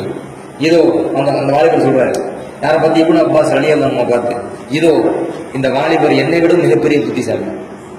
அந்த நேரத்தில் கூடும்போதே நான் வந்திருக்கேன். சில பேர் பெயரானவர்கள் சொல்லுவாங்கல்ல, அவங்க பாடம் பார்த்தாரு, நம்மளும் கூட இருந்து பாடம் பார்த்தா நம்ம பெரிய லெவலில் கூட மார்க் எடுக்க வேண்டாம், பாஸ் ஆயிருப்போமா இல்லையா அப்படின்னு தோத்த பிறகு வருத்தப்படுவாங்கல்ல, அந்த மாதிரியான வருத்தம்.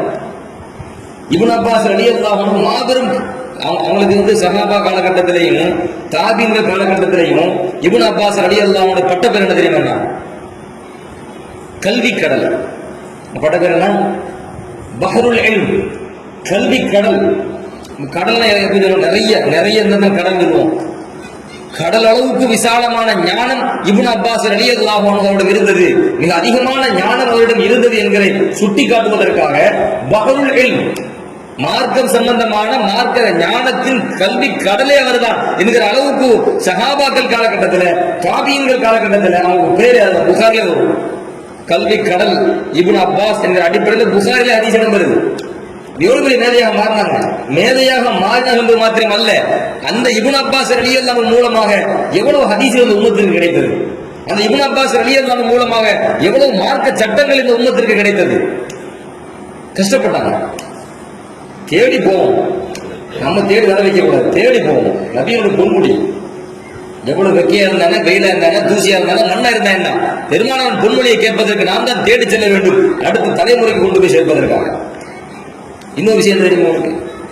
முதாக்கரா கற்ற, அதாவது பெற்ற கல்வியை, கற்ற ஞானத்தை நம்முடைய சிந்தனையில் நம்முடைய உள்ளத்தில் பாதுகாப்பதற்காக நினைவூட்டல். முதாக்கரா, கற்ற கல்வி திரும்ப திரும்ப சொல்லி பார்க்கணும். திரும்ப திரும்ப சொல்லி பார்த்தா தான் மனசுல பதியும். குரான் மனப்பாப்பான ஹாஃபிஸாக்கள் மனப்பாப்பா மட்டும் பேசாம இருக்கக்கூடாது. டெய்லி அவங்க ஒரு நாளைக்கு குறைஞ்சது ஒரு ஜூஸ் ஓதிட்டே இருக்கணும். டெய்லி ஒரு நாளைக்கு குறைஞ்சது ஒரு ஜூஸ், ஆக குறைஞ்சது அரை ஜூஸாவது ஓதிக்கிட்டே இருக்கணும். டெய்லி ஓதணும். ஓதுனாதான் அவங்க குரான் மனப்பாடம் பண்ணாங்க 30 ஜூஸ், அதுக்கு மவுத் வரைக்கும் உள்ளத்துல இருக்கும். இல்லாட்டா அவர் வாங்கிட்டாரு, ஓதிட்டாரு, பட்டத்தை வாங்கிட்டாரு, அதோட குரானை மூடி வச்சுட்டாரு அப்படின்னு சொன்னா அவர் மறந்து போயிடும். அப்ப வந்து நினைவூட்டல், பெற்ற கற்ற கல்வியை திரும்ப திரும்ப சொல்லி நினைவூட்டணும். முஹத்திஸீன்கள் என்ன செய்வாங்க தெரியுங்களா? மஜ்லிஸுல் முதாக்கரா, அதுக்கு பேரு மஜ்லிஸுல் முதாக்கரா. என்ன? நினைவூட்டல் சபை, அதுக்கு பேரு. அந்த சபையில உட்காருவாங்க இமாம்கள். நான் இதுவரைக்கும் படித்த அந்த ஹதீஸ்களை நான் சொல்கிறேன், நீங்க கேளு. நீங்க படிச்ச ஹதீஸை நீங்க சொல்லுங்க, நான் கேட்கிறேன். நினைவூட்டல், அந்த பேர் என்ன? மஜ்லிஸுல் முதாக்கரா. சில சமயம் முஹத்திஸீன்களுக்கு மனப்பாடம் செஞ்ச ஹதீஸ் சொல்றதுக்கு ஆள் கிடைக்காது. மனப்பாடம் பண்ண இப்போ நம்ம ஓதுன குரானை வந்து ஒரு ஜூஸ் ஓதுனா கேளுங்களேன் அப்படின்னு சொன்னா கேட்கறதுக்கு பிறகு தயாராக இருக்க மாட்டாங்க. ஒரு ஜூஸ் வச்சா எப்ப கையிலப்பா அந்த நம்ம சூழ்நிலை வரும்ல. ஒரு ஆபீஸுக்கு இன்னொரு ஆபீஸ் கிடைக்கிறாரு, அவர் கேட்பாரு, நான் உட்காரு ஒரு ஜூஸா சொல்லு, நானும் சொல்றேன் கேளு, நீ சொல்லு, நான் கேட்கிறேன், வரும்ல. அப்ப ஹதீஸை மனனம் செய்த அந்த அந்த முஹத்திஸீன்கள் அவங்களுக்கு சில சமயம் யாரும் கிடைக்க மாட்டாங்களா? ஹதீஸை சொல்றதுக்கு கேட்கறதுக்கு ஆள் கிடைக்க மாட்டாங்க. எவ்வளவு காலத்தை அர்ப்பணிக்கிறாங்க பாருங்க. அப்ப அந்த நேரத்தில் என்ன பண்ணுவாங்கன்னா நேரம் மக்தபு வந்துருவாங்க. சிபியானுல் குத்தாப், மக்தபு மாணவர்கள்ட்ட வந்து அவங்க முன்னாடி உட்கார்ந்து கையில வந்து கிதாபை கொடுத்து, எப்ப எனக்கு குரான் ஓதுறியா, அந்த மாதிரி இது அரபி, இந்த கேளு, நான் சொல்றதை கேளு. மக்தபு பிள்ளைங்க குரான் கேட்கிற மாதிரி மக்தபு பிள்ளைங்க எதை கேட்கும்? ஹதீஸை கேட்கும். அப்படியாவது தன் உள்ளத்துல அதை மனப்பாடம் வச்சுக்கணும், பாதுகாத்து வச்சுக்கணும். அதனால தான் பெரும்பெரும் முஹத்திஸீன்கள் சொல்லுவாங்க, அலி இப்னு அபீ தாலிப் சொல்லுவாங்க, முஹத்திஸீன்களே நீங்கள் அடிக்கடி ஒருவருக்கொருவர் சந்தித்துக் கொள்ளுங்கள், தஸாவரு வ ததாக்கரு ஹாதல் ஹதீஸ். முஹத்திஸீன்களே நீங்கள் அடிக்கடி ஒருவருக்கொருவர் சந்தித்துக் கொள்ளுங்கள், மாநபி ஸல்லல்லாஹு அலைஹி வஸல்லம் உடைய பொன்மொழியை நீங்கள் அடிக்கடி நினைவூட்டிக் கொள்ளுங்கள். இதை நீங்கள் செய்யவில்லை என்றால் இந்த மாபெரும் ஞானம், இந்த கல்வி அழிந்துவிடும் அப்படின்னா அலி இப்னு அபீ தாலிப் ரலியல்லாஹு அன்ஹு. அப்துல்லா இப்னு மஸ்ஊத் ரலியல்லாஹு சொன்னார்கள், ததாக்கருல் ஹதீஸ், முஹத்திஸீன்களே நீங்கள் மரணம் செய்த ஹதீஸ்களை அவ்வப்பொழுது நினைவூட்டிக் கொள்ளுங்கள். ஃபஇன்ன ஹயாத்தஹு முதாக்கரத்துஹு, ஏனென்றால் நீங்கள் மரணம் செய்த அந்த ஹதீஸினுடைய வாழ்வே, அதை பாதுகாப்பதே நினைவூட்டுவதுதான். நீங்க நினைவூட்டலன்னு சொன்னா அது அழிஞ்சு போயிடும், மூத்தா போயிடும். நீங்கள் மரணம் செய்து வைத்திருக்கக்கூடிய லட்சக்கணக்கான ஹதீசுகளை நீங்கள் உள்ளத்தில் பாதுகாக்க வேண்டும், அதற்கு உயிர் கொடுக்க வேண்டும் என்று சொன்னால் முதாக்கரா செய்யுங்கள், ஒருவருக்கு ஒருவர் நினைவூட்டிக் கொள்ளுங்கள் என்று அப்துல்லாஹ் இப்னு மஸ்ஊத் ரலியல்லாஹு அன்ஹு சொன்ன செய்தி. ஏராளமான செய்தி. இன்னொரு ஆச்சரியமான சம்பவம், இமாம் புகாரி ரஹ்மத்துல்லாஹி அலைஹி மாணவர் முஸ்லிம் ரஹ்மத்துல்லாஹ். முஸ்லிமுத்துல யாரு? புகாரி இமாமுடைய மாணவர் முஸ்லிம் ரஹ்மத்துல்லாஹ் ஒரு நாள் நைட்டு மஜ்லிஸ் முதாக்கரா சபையில் உட்கார்ந்துருக்கிறாங்க, நினைவூட்டல் சபை. அப்போ ஒரு ஹதீஸை பத்தி பேச்சு வருது, இப்படி ஒரு ஹதீஸ் இருக்குதுன்னு பேச்சு வருது. முஸ்லிம் யோசிச்சு பார்க்குறாங்க, இப்படி ஒரு ஹதீஸ் அவங்க சிந்தனைக்கு வரமாட்டேங்குது. ஏன்னா இப்படி ஒரு ஹதீஸ் இருக்குதா, சிந்தனைக்கு வரல. ரொம்ப கவலையாகி போச்சு, ஒரு ஹதீஸ் அவங்க சிந்தனைக்கு வரமாட்டேங்க. கவலையில அன்னைக்கு நைட்டு அவங்க தூக்கவே இல்லை, நேரம் வீட்டுக்கு ஓடிட்டாங்க. வேகமாக வீட்டுக்கு போனாங்க. இரவு வீட்டில் குடும்பத்தாலும் கூப்பிட்டாங்க. அவங்களுக்கும் ஒரு ரூம், கிதாப் முத்தாலா பண்றது, கிதாப் பார்க்கறது, ரூமுக்குள்ள யாரும் வரக்கூடாது சொல்லிட்டு வீட்டுக்கு போயிட்டாங்க. போய் அவங்க எழுதி வச்ச கிதாப் இருக்குமே, அந்த கிதாப் எடுக்கிறாங்க, எடுத்து வச்சுட்டாங்க. விரிச்சு தேடுறாங்க, அந்த ஹதீஸ் கேட்ட மாதிரி எங்க இருக்குன்னு தெரியலையே, எங்கேயாவது கண்டுபிடிச்சிடணும். நம்ம சில ஞாபகம் எங்க இருக்கு கேள்விப்பட்டீங்களா, தேடுறாங்க. இமாம் முஸ்லிம் ரஹ்மத்துல்லாஹ் அந்த நேரத்துல அந்த இமாம் முஸ்லிம் ரஹ்மத்துல்லாஹ்வுக்கு ஒரு அன்பளிப்பு வருது. அவங்க நண்பர் யாரோ ஒரு பிரியமான நண்பர் என்ன அன்பளிப்பு கேட்ட ஒரு கூட நிறைய பேரிச்சம்பழம், ஒரு கூட நிறைய பேரிச்சம்பழம். அப்ப குடும்பத்தார் என்ன பண்றாங்க, அந்த கூட நிறைய பேரிச்சம்பழத்தை அப்படியே தூக்கிட்டு வந்து நேரா அவர் ரூமுக்கு வந்தாங்க. வந்து முஸ்லீம் பக்கத்துல வச்சுட்டு போயிட்டாங்க. அன்பளிப்பு வந்திருக்கு, வந்துட்டேன் அப்படின்னு சொல்லிட்டு போயிட்டாங்க. முஸ்லீம் வந்து அப்படி பார்த்தாங்க, பார்த்துட்டு சார் மறுபடியும் தேடுறாங்க, ஹதீஸை தேடுறாங்க. பேரிச்சம்பழத்தை எடுத்தாங்க, சாப்பிடுறாங்க, தேடுறாங்க. பேரிச்சம்பழத்தை எடுக்கிறாங்க, சாப்பிடுறாங்க, தேடுறாங்க. அவங்களுக்கு நம்ம பேரிச்சம்பழம் திங்கவே அந்த சிந்தனை போல. ஒரு கூட பேரிச்சம்பழத்தை இரவு முழுவதும் சாப்பிட்டாங்க. ஒரு கூட பேரிச்சம்பழத்தை இரவு முழுவதும் ஹதீஸை தேடும் போது அந்த சிந்தனையில இருந்தனால சாப்பிடுற கவனத்துக்கே போகல, எடுத்து உள்ள நிறைய சாப்பிடணும் தெரியல. இமாம் ஹாக்கிம் ரஹ்மத்துல்லாஹ், நான் சொன்னேன்ல இமாம் ஹாக்கிம் ரஹ்மத்துல்லாஹ், அவங்க சொல்றாங்க அந்த நைட்லயே அவங்க தேடின ஹதீஸ் அவங்களுக்கு கிடைச்சிருச்சு. கிடைச்ச பிறகு அவருக்கு சந்தோஷம். கிடைச்ச பிறகு அவருக்கு தெரியுது ஒரு கூட பேரிச்சம்பழத்தை நம்ம சாப்பிட்டு காலியாக்கி இருக்கோம். இல்ல என்ன தெரியுமா உங்களுக்கு, பேரிச்சம்பழம் அதிகமாக சாப்பிட சூடுது, நிறைய சாப்பிடக்கூடாது, அது ஒரு மருந்து மாதிரி தான். நிறைய சாப்பிடக்கூடாது, நிறைய சாப்பிட்டாங்கல்ல, அதனால அவங்க உடல்ல பாதிக்கப்பட்டுச்சு. ஹாக்கிம் ரஹ்மத்துல்லாஹ் சொல்றாங்க, அன்று இரவு ஒரு கூட நிறைய அவங்க சாப்பிட்ட பேரிச்சம்பழத்தினால் அவங்க உடல்நிலை சரியில்லாமல் அதனாலதான் அவர் வஃபாத்தானார். இமாம் முஸ்லிம் ரஹ்மத்துல்லாஹ் உயிரை எதுக்கு தியாகம் பண்ணாங்க, உயிரை எதுக்கு தியாகம் பண்ணாங்க, ஹதீஸை திரட்டுறதுக்குங்க. எனக்கு ஒரு ஹதீஸை கேட்ட ஹதீஸ் மனப்பாடம் மறந்த மாதிரி இருக்குது, ஏதோ ஒரு கிதாப் நான் எழுதுறேன், அது எப்படியாவது தேடி எடுக்கணும், உம்மத்தை கொண்டு போய் கொடுக்கணும். அதை கொடுக்காம நான் மரணிக்க கூடாது. ஒரு நைட்டு ஃபுல்லா தூங்காம உட்கார்ந்து அவர் தேடி இருக்காரு அப்படின்னு சொன்னா, என்ன நடக்குதுன்னு அவருக்கு தெரியாத அளவுக்கு அதை தேடுறாரு அப்படின்னு சொன்னா, அப்ப வந்து இந்த மார்க்கத்திற்காக தன்னை அர்ப்பணிச்சவர், தன் உயிரையே அர்ப்பணித்தவர்கள் இமாம்கள். இமாம் புகாரி ரஹ்மத்துல்லாஹி அலைஹி எத்தனை எத்தனை உலகத்தின் பல்வேறு பகுதிகளுக்கு ஹதீஸை தேடி பயணிச்சிருக்கிறாங்க. புகாரி புகாரி சொல்றாங்க, புகாரின்னு ஒரு பேர் கிடையாது, அது ஊர் பேரு. முஹம்மது இப்னு இஸ்மாயில் தான் ஒரு பேரு. புகாரா என்று ஒரு ஊரு, அந்த ஊர்ல அவர் இருந்தனால அவருக்கு பேர் புகாரி. புகாரின்னு என்ன அர்த்தம், புகாரா என்கிற பகுதியை சார்ந்தவர் அப்படின்னு அர்த்தம். புகாரி என்ன, புகாரா என்கிற பகுதியை சார்ந்தவர். புகாரி என்று அது பிரபலமாகி போச்சு. புகாரி பேர் என்ன நமக்கு பார்க்க தெரியாது. அவர் பேர் என்ன, முஹம்மது இப்னு இஸ்மாயில், அபு அப்துல்லா முஹம்மது இப்னு இஸ்மாயில். அப்ப புகாரா என்கிற அந்த புகாரா என்கிற பகுதி இருக்கிற அங்கேயும் கல்வி கற்றார். பல்கு, முர்கு, நைசாப்பூர், ரை, பகதாது, பசரா, கூஃபா, மக்கா, மதீனா, மிஸ்ர், ஷாம் எல்லாம் வெவ்வேறு பகுதி. நம்ம சொன்னது, நம்ம திரட்டி எடுத்தது, வரலாற்று நூல்கள் நம்ம எடுத்தது, நம்ம கண் பார்வையில பட்டது வெறும் 12 பகுதி. இது அல்லாம பல பகுதிக்கு போயிருக்கிறார். ஒவ்வொன்றும் ஒவ்வொரு திசையில இருக்குது. பல திசைக்கு போயிருக்காரு, பல முறை போயிருக்கிறார். அது அவரே சொல்றாரு. குறிப்பா பகதாது கூஃபாவுக்கு நான் எத்தனை தடவை போன நான் கணக்கே வைக்கிறேங்கிறாரு. எந்த அளவுக்கு போயிருப்பாரு. பசரா கூஃபாவுக்கு ஒவ்வொரு பகுதிக்கு போறத கணக்கு சொல்றாரு. நான் இந்த பகுதிக்கு இத்தனை தடவை போயிருக்கேன், அந்த பகுதிக்கு அத்தனை தடவை போயிருக்கிறேன், இங்க 2 தடவை போயிருக்கிறேன், அங்க 6 தடவை போயிருக்கிறேன். ஆனா கூஃபா பசங்களுக்கு மொத்தம் எத்தனை தடவை போகணும் கணக்கு வைக்கல. ஏன்னா பல முறை போயிட்டு வந்தாலும் கணக்கு வைக்க முடியல. அது கணக்கு வைக்கணும்னு தோணல. எது இது என்ன எதுக்கு சம்பாதிக்கிறதுக்கு போகல, பொருளாதாரத்துக்கு போகல, உலகத்தை தேடி போகல. மாணவி ரசூலுல்லாஹி ஸல்லல்லாஹு அலைஹி வஸல்லம் அவர்களுடைய ஹதீஸை தேடி போயிருக்கிறாங்க. சின்ன வயசுலேயே அவர் தன் வாழ்க்கையை இந்த மார்க்கத்திற்காக இந்த ஹதீஸுக்காக அர்ப்பணிச்சாங்க.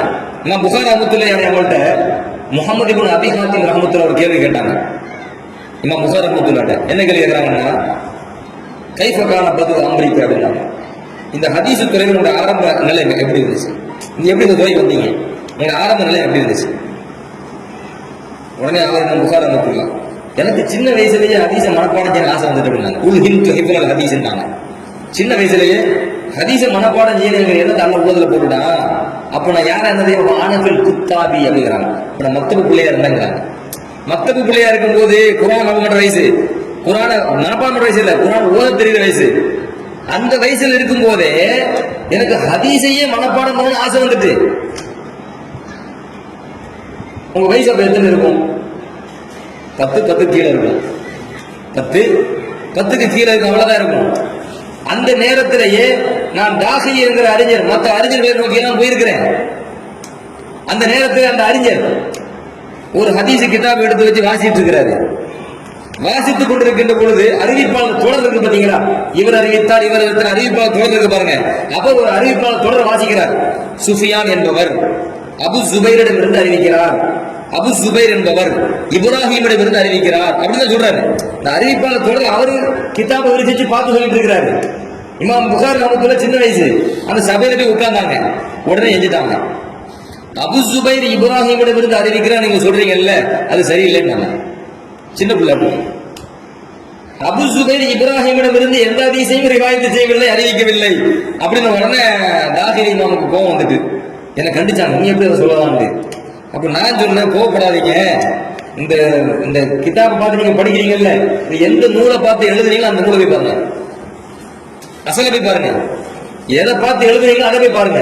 இது ஜிபிஎல் அசல் அப்படின்னா அசல் நோக்கி ஓடுங்க. உடனே அந்த அறிஞர் நேரம் அந்த அசல் நோக்கி அசல் கிதாப் நோக்கி போயிட்டாரு. உள்ள போய் விரிச்சு பாக்குறாரு. அந்த ஹதீஸை தப்பு பண்ணணும்னு தெரிஞ்சிட்டு திரும்ப வராரு. என்ன தப்புன்னு இமாம் புகாரி சொல்லல, மறைச்சிட்டாரு. மறைச்சிட்டு சொல்றாரு, கைஃப ஹுவ யா குலாம், சிறுவரே நான் படிச்சது தப்புன்னு சொன்னீங்களே, அப்ப எப்படி இருக்கணும் சொல்லுங்க, எப்படி இருக்கணும், எது சரி? உடனே அவர் சொல்ல, அபு ஜுபைர் கிடையாது, அஸ்ஸுபைர் அப்படின்னா. அபு ஜுபைர் கிடையாது, அஸ்ஸுபைர் இப்னு அதி அன் இப்ராஹிம். ஜுபைர் இப்னு அதி என்பவர் இப்ராஹிமிடமிருந்து அறிவித்தார். அபு ஜுபைர் இப்ராஹிமிடம் அறிவித்தார் என்று சொல்வது தவறு. திணிச்சு போயிட்டார். அவர் பெரிய அறிஞர், ஒரு சின்ன பிள்ளை. உடனே அவர் என்ன பண்ணாரு, அது மூட பார்த்துட்டாரு, எது சரின்னு தெரிஞ்சுட்டு இருந்தாலும் கேள்வி கேட்டிருக்கிறாரு. இமாம் புகாரி ரஹ்மத்துல்லாஹி சொன்ன உடனே அதுக்கு கூட அதை சரி பண்ணாரு. சரி பண்ணிட்டு சொன்னாரு, அருமை சிறுவரே சதகுத்த, நீங்க உண்மையைத்தான் சொன்னீர்கள். அப்ப இமாம் புகாரி ரஹ்மத்துல்லாஹி இந்த சம்பவத்தை கேள்வி கேட்கப்பட்டுச்சு. இப்ன கம் குந்த ஹீன ரதத்த அலைஹி, அந்த தாஹி என்கிற அறிஞரிடத்துல நீங்க மறுப்பு சொன்னீங்களே, தவறுன்னு சொன்னீங்களே, அப்போ உங்க வயசு எத்தனை? அப்ப என் வயசு 11 தான் அப்படின்னா. பருவம் கூட அடையல, பருவ வயசு கூட அடையல. அப்ப என் வயசு வெறும் 11 தான். 11 வயசுல இருக்கும்போது இந்த சம்பவம் நடந்துச்சு என்று இமாம் புகாரி ரஹ்மத்துல்லாஹி அலைஹி சொல்கிறார்கள் என்றால் இந்த சம்பவம் நான் சுருக்கமா நேரம் 5 நிமிஷம் சொல்லி சொல்றேன்.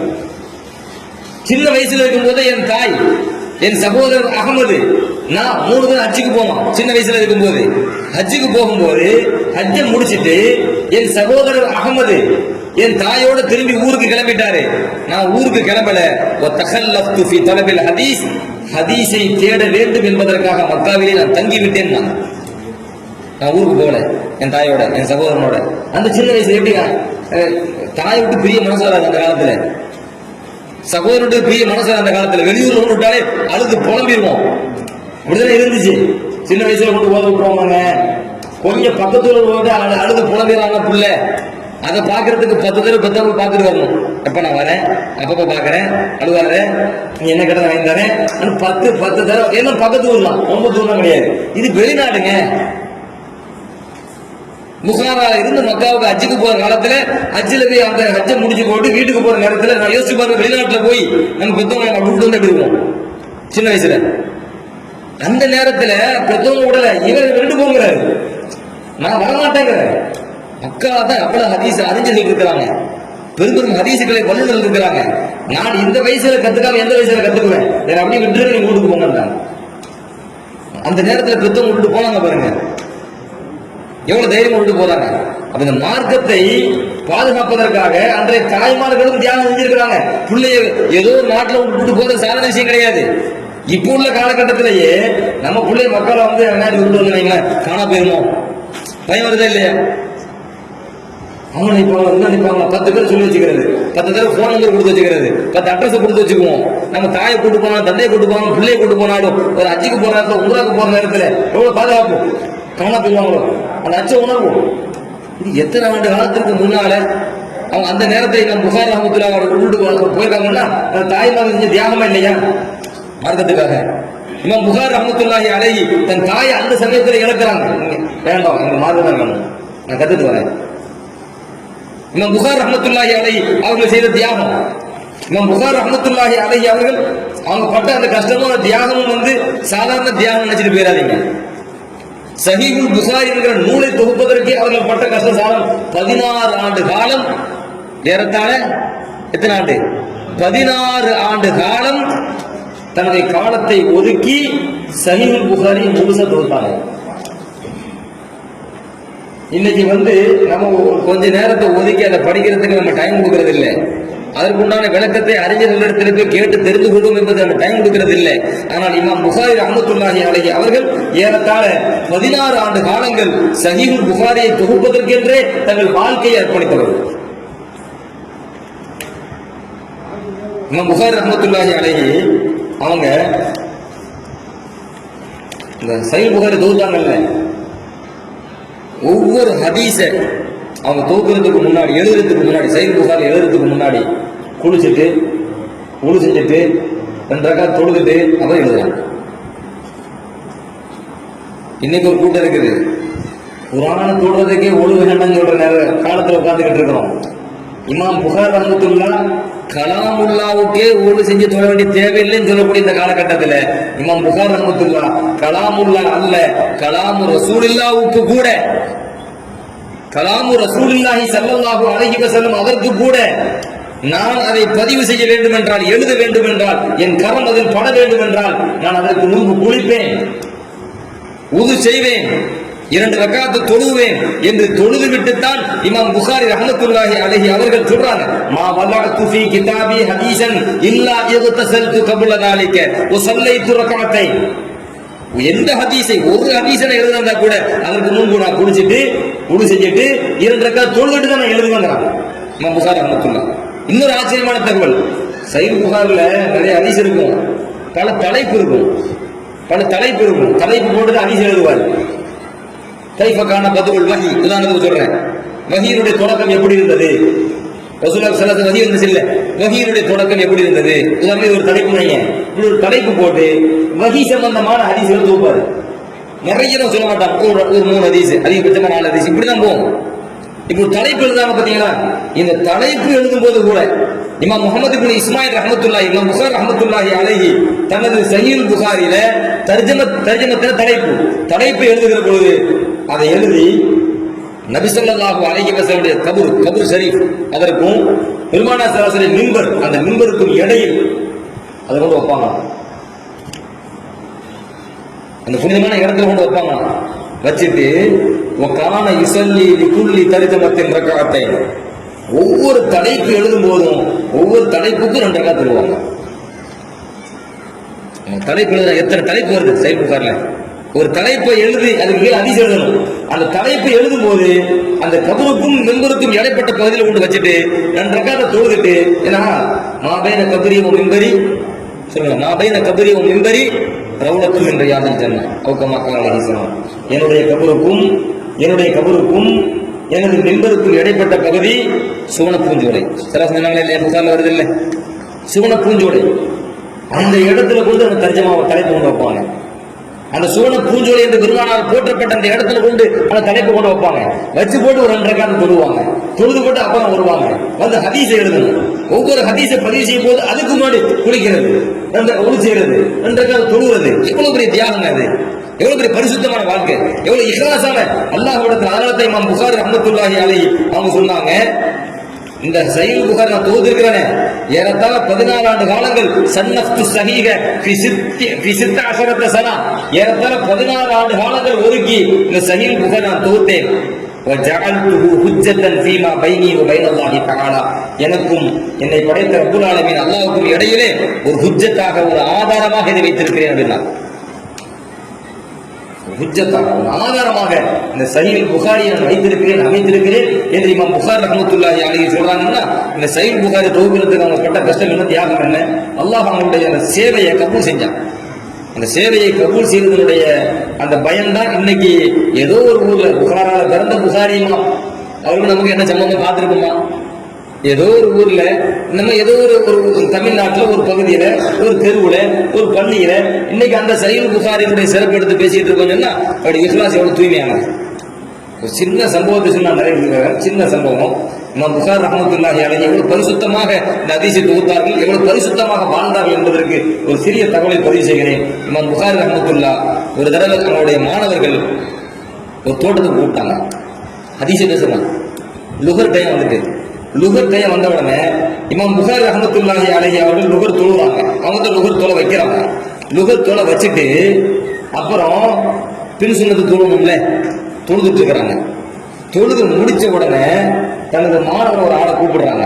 கூப்பிட்டு தனது ஆடையை அப்படி உயர்த்துறாங்க. உம்மு ஹல் தரா தஹத்த கமீசி ஷையா அப்படின்னாங்க. என் சட்டைக்கு உள்ள ஏதாவது இருக்கா பாரு அப்படின்னாங்க. தோட்டத்துல தொழுது முடிச்ச உடனே என் சட்டைக்கு உள்ள ஏதாவது இருக்கா பாருப்பா அப்படின்னாங்க. அவரு அப்படி சட்டையை தூக்கி பார்க்கிறாரு. குளவி, தோட்டத்தில் சுத்தும் குளவி, அது உள்ள போய் ஏறத்தாழ 16 அல்லது 17 இடத்துல அது கொட்டி இருக்கு. முதுகுல 16 அல்லது 17 இடத்துல முதுகுல அது கொட்டி இருக்குது. முதுகு ஃபுல்லா வீங்கி போயிருக்குது. அந்த மாணவர் சொன்னாரு, கைஃபலம் தஹ்ருஜு மின ஸலா அவ்வளமா அபரக, இந்த குளவி உங்களை முதல் தடவையாக கொட்டும் போதே எப்படி நீங்க துணி விடாம இருந்தீங்க? இன்னைக்கு நம்ம கொசு கடிச்சிட்டாலே அப்படி கவனம் போயிடுது, சொல்லிட்டு இருக்கிறோம். நம்ம கவனம் போயிருது. குழவி கொட்டினா விட்டு போட்டு வெளியே ஓடி வந்துடுவோம். அவ்வளவு வேதனை, அவ்வளவு வலி வலிக்கும். அது 16 அல்லது 17 இடங்களில் முதுகுல அந்த குழவி கொட்டி இருக்குது.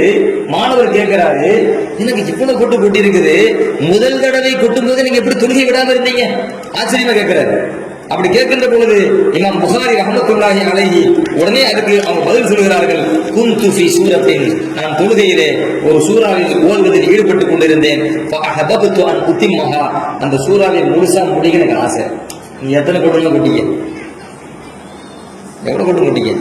என்ன உள்ள வந்து போட்டு எனக்கு தெரியாதன்னு பிரச்சனை இல்லை, அது தெரியல பாருங்க, என்ன இருக்கு பாருன்னு சொன்னாங்க. தூக்கி உள்ள என்ன இருக்கு பாரு அப்படிதான் சொன்னாங்க. உள்ள என்ன இருக்குன்னு தெரியல.